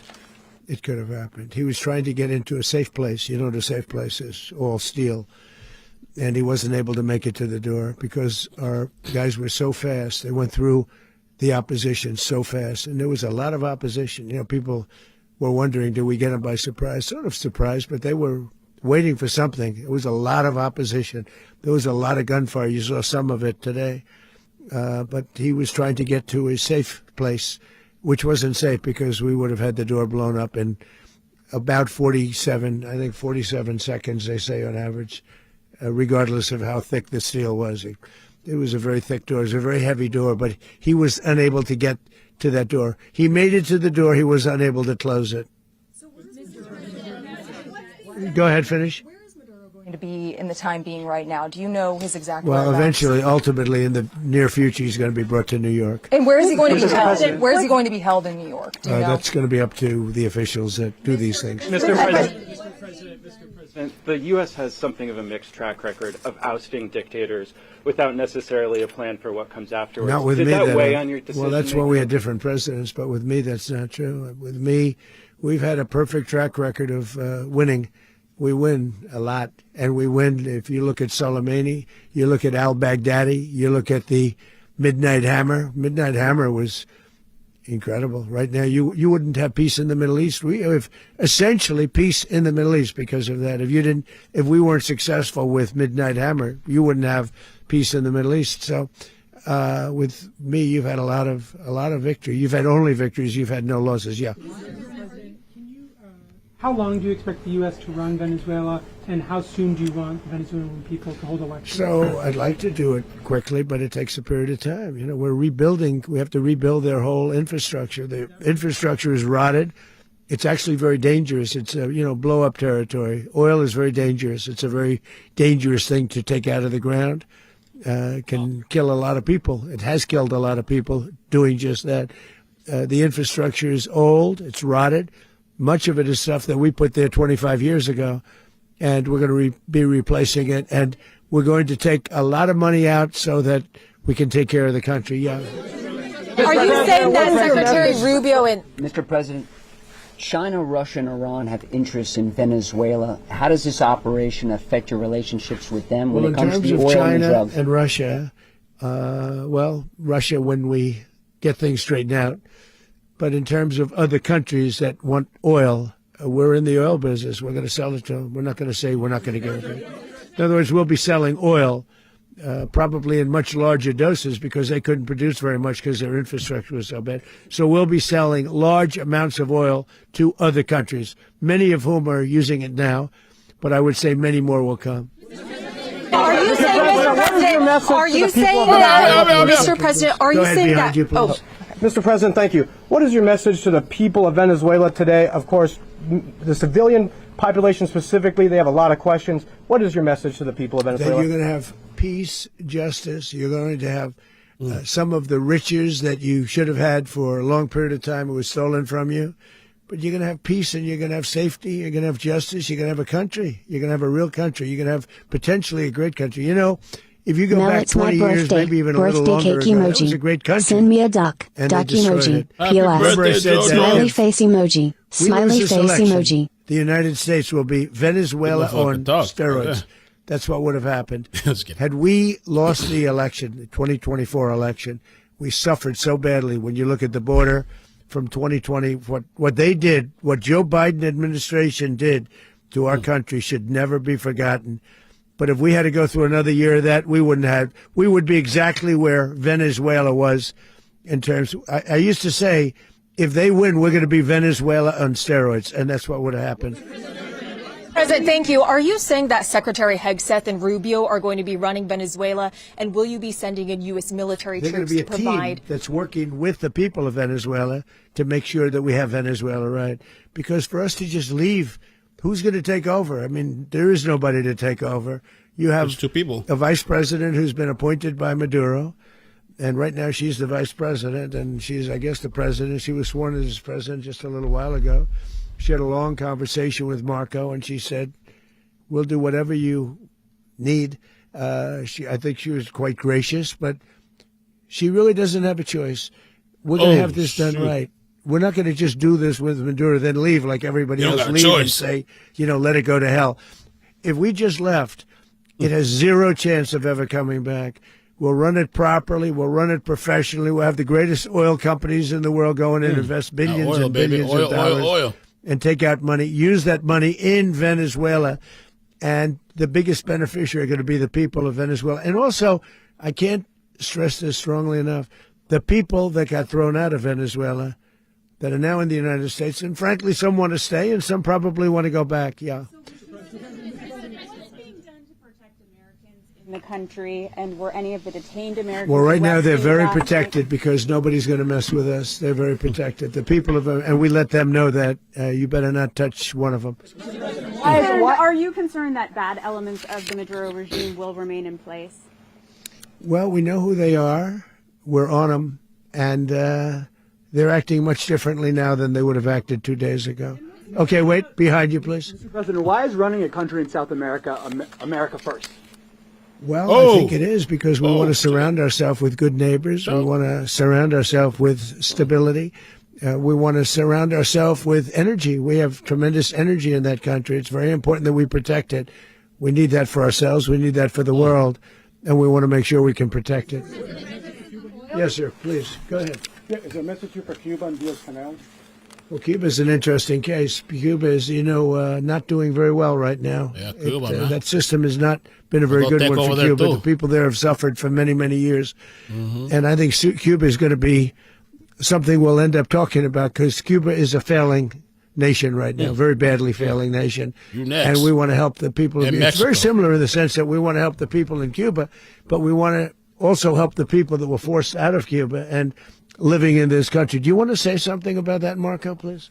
Well, I mean, Cuba has nothing for us. We don't need anything there. Ago about, when the president speaks, you should take him seriously. Suffice it to say, Cuba is a disaster. They got coffee run over by there? incompetent, senile men, and in some cases, not senile but incompetent nonetheless. It has no economy. It's in total collapse. And by the way, they were, all of the guards that helped protect Maduro. This is well known. Their whole spy agency, all that were full of Cubans.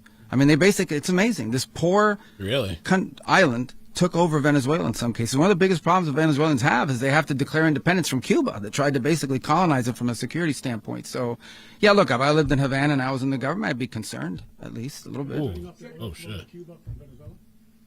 Well, the president already announced a week ago that anything that's sanctioned, it's sanctioned oil, it's not going to be allowed to get there. So that's a pre-existing.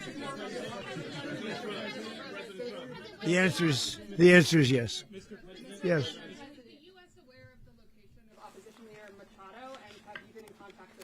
No, we haven't. No, we haven't. Mr. President, on Monday. I think it would be very tough for her to be the leader. She doesn't have the support within or the respect within the country. She's a very nice woman, but she doesn't have the respect to be the leader. Mr. President, is it possible that the U.S. ends up administrating Venezuela for years? Well, it won't cost us anything because the money coming out of the ground is very substantial, so it's not going to cost us anything. We want safety there. We want to be surrounded by countries that aren't housing all of our enemies all over the world. That's what was happening, and you don't want to have that. But we're going to be rebuilding, and we're not spending money. The oil companies are going to go in. They're going to spend money. We're going to take back the oil that, frankly, we should have taken back a long time ago. A lot of money is coming out of the ground. We're going to get reimbursed for all of that. We're going to get reimbursed for everything that we spend. So it's going to be a very important. This is a very big evening that took place last night. We have to be surrounded by safe, secure countries, and we also have to have energy. Very important. We have to have energy that's real energy, not where they're getting 4% and 5% of the energy out of the ground. You take a look. It was such a disaster. So what's going to happen with Venezuela, I think, over the next period of a year is going to be a great thing, and the people of Venezuela will be the biggest beneficiaries. Going to send in the U.S. military. Mr. President, thank you. What did you last speak to Maduro about when you spoke? And is the Well, I don't want to get into the conversations, but I did have conversations with him, and I said, you got to surrender.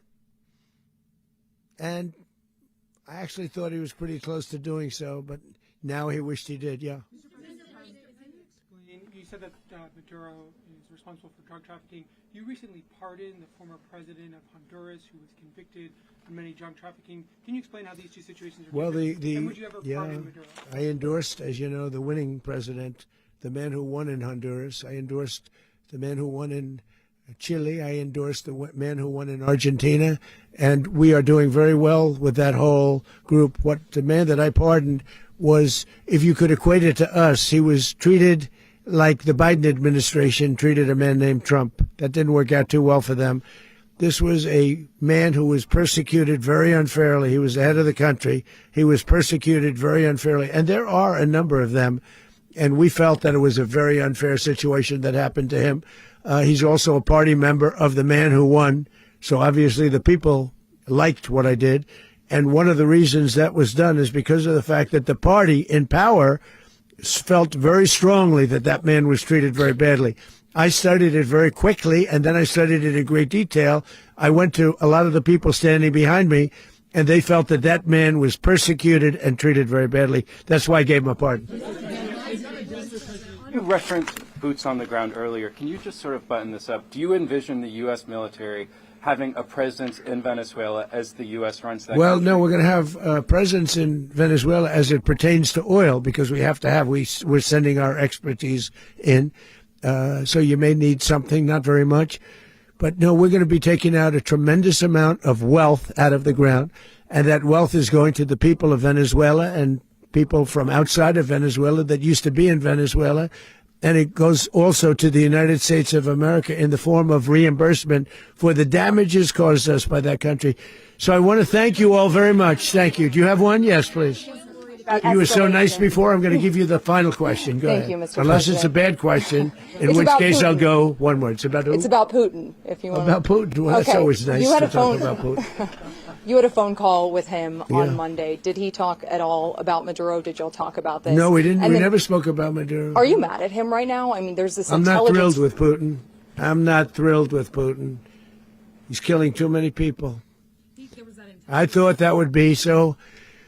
I settled 8 1/4 war. You know what the 1/4 was? Thailand and Cambodia. I did it again. They broke out, and I did it in about 5 hours, and I settled it. I'm giving myself 1/4, so I'm up to now 8 1/4. In other words, I settled the war, but then they broke out. They had a pretty bad breakout over the last 4 days. I got them to go back to peace, so I only give 1/4. I thought the easiest one would be, one of the easier ones would be Russia, Ukraine. It's not, and they both have done some pretty bad things. And look, that's Biden's war. That's not my war. But I want to stop the lives. Did you see where last month, 30,000, it was 27,000 the month before. 30,000, mostly soldiers, were killed this last month. 30,000. I want to stop that. You know, I got NATO to pay 5% instead of the 2% that they weren't paying. They weren't paying 2, now they pay 5. And we send them a lot of munitions. We send them a lot of things, missiles and various other things, a lot. And they pay. The United States is not losing money. We're probably making money on that. It's the last thing I care about. I just want to stop all those people. We're losing 25, 30,000 human beings that come from 2 places that are very far away. But if I can stop, because it's something I've been pretty good at doing, deals, I guess. It's all a deal. Life is a big deal. But if I can stop that war and stop 30,000 young people, in addition to the fact that people are being killed in Kiev, people are being killed in other cities throughout, a much smaller number, but they're being killed, viciously killed. So I'm not happy about it. I thought that would be something that would get solved. We have Mr. Witkoff here. I think that we're making progress, but that's a war that should have never happened. If I were president, it would have never happened. Putin says it. Everybody says it. If I were president, that would have never happened. But I inherited that war. That was Joe Biden, Zelensky, and Putin. I came into the situation, and it's a mess. And I will say this. I watched an operation last night that was so precise, that was so brilliant. I mean, it was incredible. If we had our people, like this general and our people involved, that war would not have gone on very long, that I can tell you. That war, to use an old term, that war has become a bloodbath, and we want it to get stopped. Thank you very much, everybody. Okay, man. That was President Trump and the administration, and talking about, Venezuela. The only thing I don't particularly like is the whole, like I said this during the presser and now, running Venezuela. That makes me a little uncomfortable. How long is that going to last? What's the process? Who's going to be over there? I think assist them Assist him. That lady, the Nobel Peace Prize winner, she's a good person to run the country, seems like. And the other guy, Edmundo, whatever they were talking about, Edmundo Reyes, whatever. I say offer them a little bit of assistance. You know what? Because maybe there's turmoil, maybe there's Maduro people. Check this clip out. Somebody posted this. Some Maduro people. ¡Viva Maduro! Queremos vivir en nuestra patria con nuestro presidente, con los hombres y las mujeres que amamos este país. Déjanos en paz. Leave us in peace, she said. Queremos paz. Tú nos quieres llevar a la guerra. Please welcome the Prime Minister of Malaysia, the Prime Minister of the Kingdom of Thailand, the Prime Minister of the Kingdom. Oh, it's an old video playing. I was like, what in the heck is going on? So a lady over here going on a rant. Queremos paz, pero ya estamos en la calle, dispuestos a dar nuestra vida si es necesario para ready to give our lives. defender a la patria a nuestro presidente Nicolás Maduro. Our President Nicolás Maduro. ¡Que viva Maduro! Live Maduro! ¡Viva! Y te queremos, presidente. And we love you, President. Y a ti, Silita, también te queremos. Cuídate. Queremos vivir. So the media over there. He's gone, man. He's gone. That's it. His time's up. I really don't feel comfortable with the whole taking over, the verbiage and all that stuff. They might not even like that over there. I agree, like assisting them, helping them out a little bit, you know, maybe security, let them reestablish themselves. I don't know if they're going to hold another vote or they're just going to put whoever, you know, I don't know what they're going to do. Good morning. Just a quick word about what's happening in Venezuela and why it's incredibly important.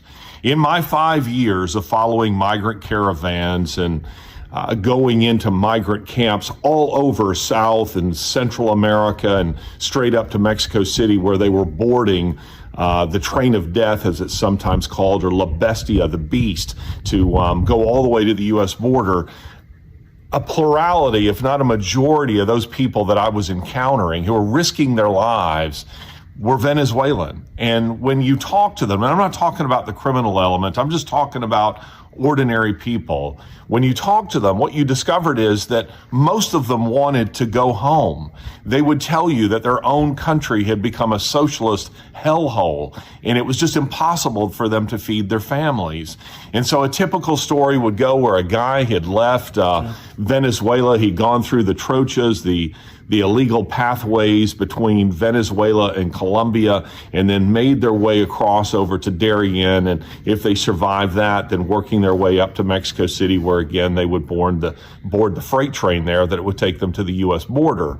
And then having established a foothold in some country in between, if not the United States, they would then send for their families to come after them. But a lot of them would tell you, I want to go home. I want to go to my own country, but I can't anymore. It became so intolerable. Socialism, which they know very well what it is, had made life a hell, where a man could have supported his family with one income, and then it required two incomes, and then eventually they were skipping meals so that their children could eat, and then it got to a place where they just had to leave. They had no choice. South Americans, generally speaking, know what socialism really is, at least the smartest of them, and they know that it just simply... Venezuela is going to be the next state. Yo. Hey everybody, Tim Burchett. I'm sure everybody's waking up to the news of what's going on in Venezuela right now. They took out Maduro, the dictator down there. He was convicted in drug court. He's a narco-terrorist. They pump tons of that junk in there. Bro, they're saying Marco Rubio finding out he's the new Venezuelan president. Because he said, didn't they say, yeah, Marco and is it Pete Hegseth? They're going to be kind of running things over there, I guess, in coordination with the other people. Thank you, Rubio. We appreciate you, man. Take one for the team. There are kids' veins in this country and would do absolutely nothing to stop it, funded by those folks. And he took over Venezuela several years ago, became dictator, seized all the oil production, and currently is actually the Chinese delegation, Chinese Communist Party, was meeting with him, and we believe they were orchestrating a partnership with that oil. And of course, they would use that oil when they tried to move on Taiwan. They'd need that in a major military operation like that. So it's really a two-prong type deal. We took out a drug dealer, and we preserved peace in our friends Taiwan in one swoop. Of course, the media is going to be pitching a fit that they were not, and the left wing of our Congress is upset that they weren't briefed on this. Of course, they weren't briefed. They would have run straight to the media. The same thing they did when Soleimani was taken out. Trump took him out with a strategic missile strike.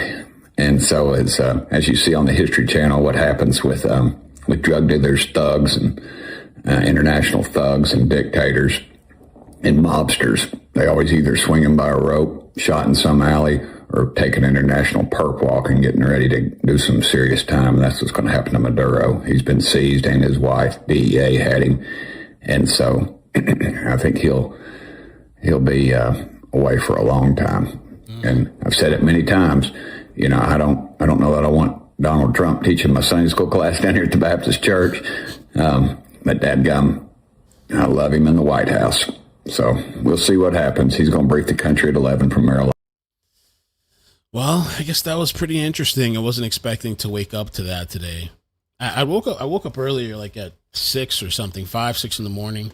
I saw all the notifications, but I went back to sleep. I was like, I'll do it when I wake up. I didn't realize it was to this magnitude. I thought it was just an attack. I didn't realize they captured the president and the wife. The other thing I was wondering, too, is like the wife, can they hold her accountable for anything? I guess it depends if she was involved, or are they going to use her as a witness? Can they turn her around to be like a star witness? Snitch on them?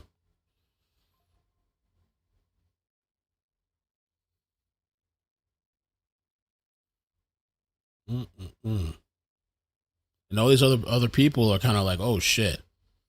Donald Trump was asked about comments he made earlier about the Colombian president. They said he better watch his ass. Clock it.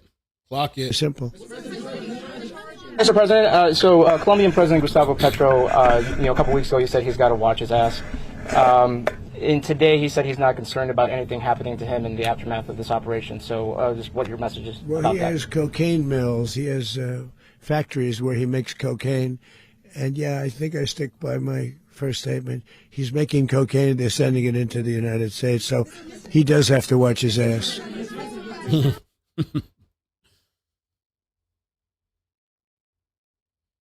Wow. What a day. And a beginning to 2026.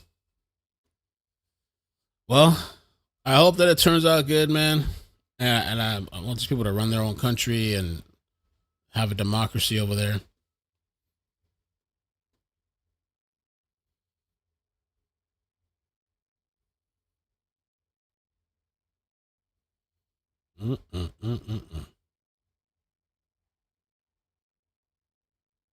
Oh, I didn't know Sylvester Stallone supports Trump. Sylvester Stallone is an avid supporter of Trump, calls him the second George Washington. Used to love his movies.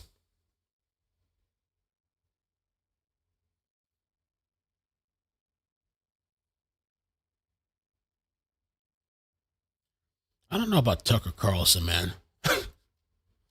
I just feel like something's off with the dude.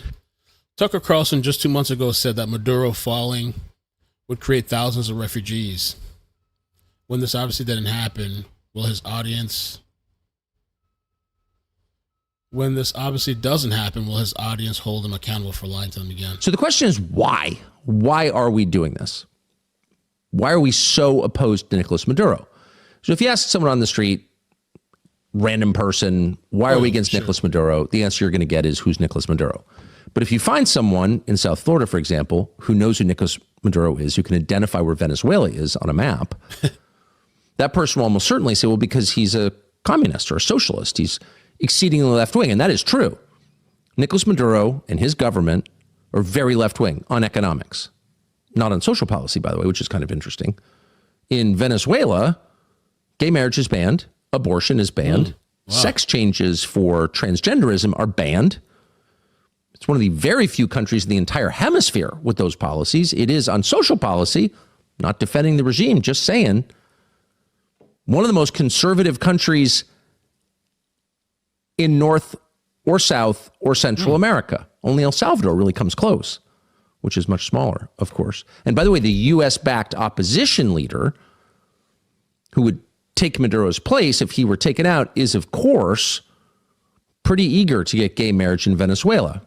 So to those of you who thought this whole project was globo homo, not crazy, actually.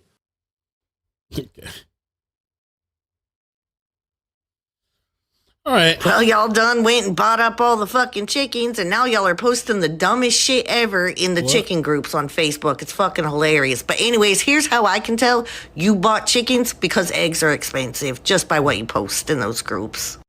Help, I just saw. Crazy looking lady. All right, I guess that's it for now. I'm going to head off, I guess, and I don't know. School starts again this week. Even though I wake up pretty early usually, but I'm going to have to wake up really early. School starts back in session. Maybe the crime will drop a little bit. Kids will have something to do until they get out of class. We'll be following the story, though, and all the other stories for sure, because I don't know what's going to happen when this guy shows up to court, Maduro. I wouldn't think there'd be cameras inside, but who knows? On the outside, look, they already got a watch thing. Law enforcement clear the area around Venezuela embassy in D.C. Oh, okay, the embassy's cleared out. The embassy. Muchachos, diablo. Hola, orale. Oh, Amanda Serrano's fighting tonight. I feel like the last couple of fights I saw her fight, she got her ass whooped. I'm rooting for her, but she's been catching her ass whooping. Right? I saw she lost like a couple of fights recently. Amanda? Meanwhile, millions of Americans lost their health care coverage this week. Did they?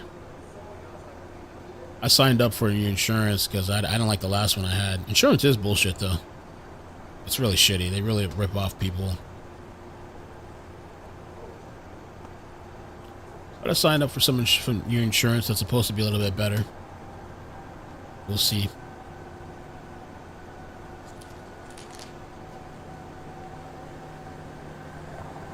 Maduro. And they're happy just to get his ass out of there.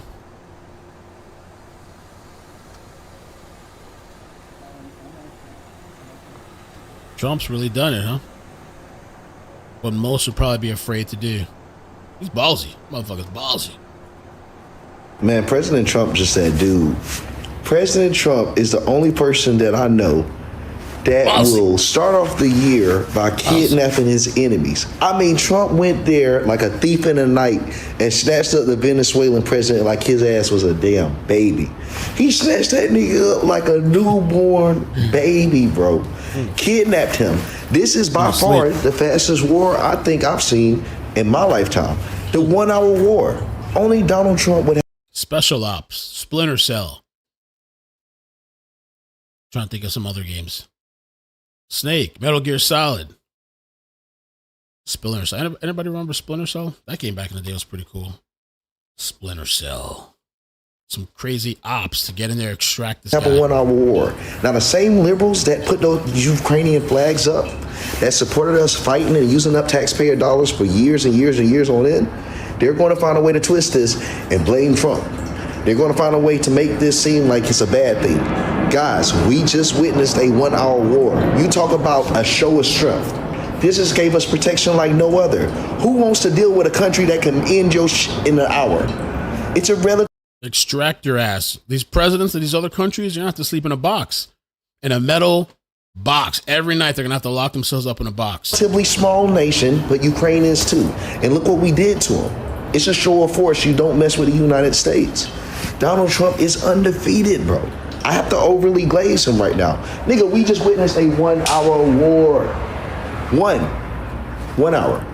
Delta Force came in, picked him up, swooned him like he was a woman, and took his lady too.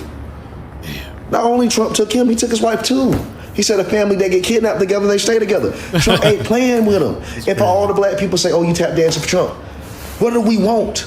You a tap dancing for Biden, they both white men. It's beyond race, so goddamn, yeah, I'm dancing. Nigga, he just ended a... All right. I'm going to head out, guys. Hope you guys have a happy, safe Saturday. Stay blessed. I'll be around if something pops off. I guess I don't know what I'm going to do. I feel like being lazy, but I also want to keep preparing a little bit for the week. I just need to do some laundry and clean.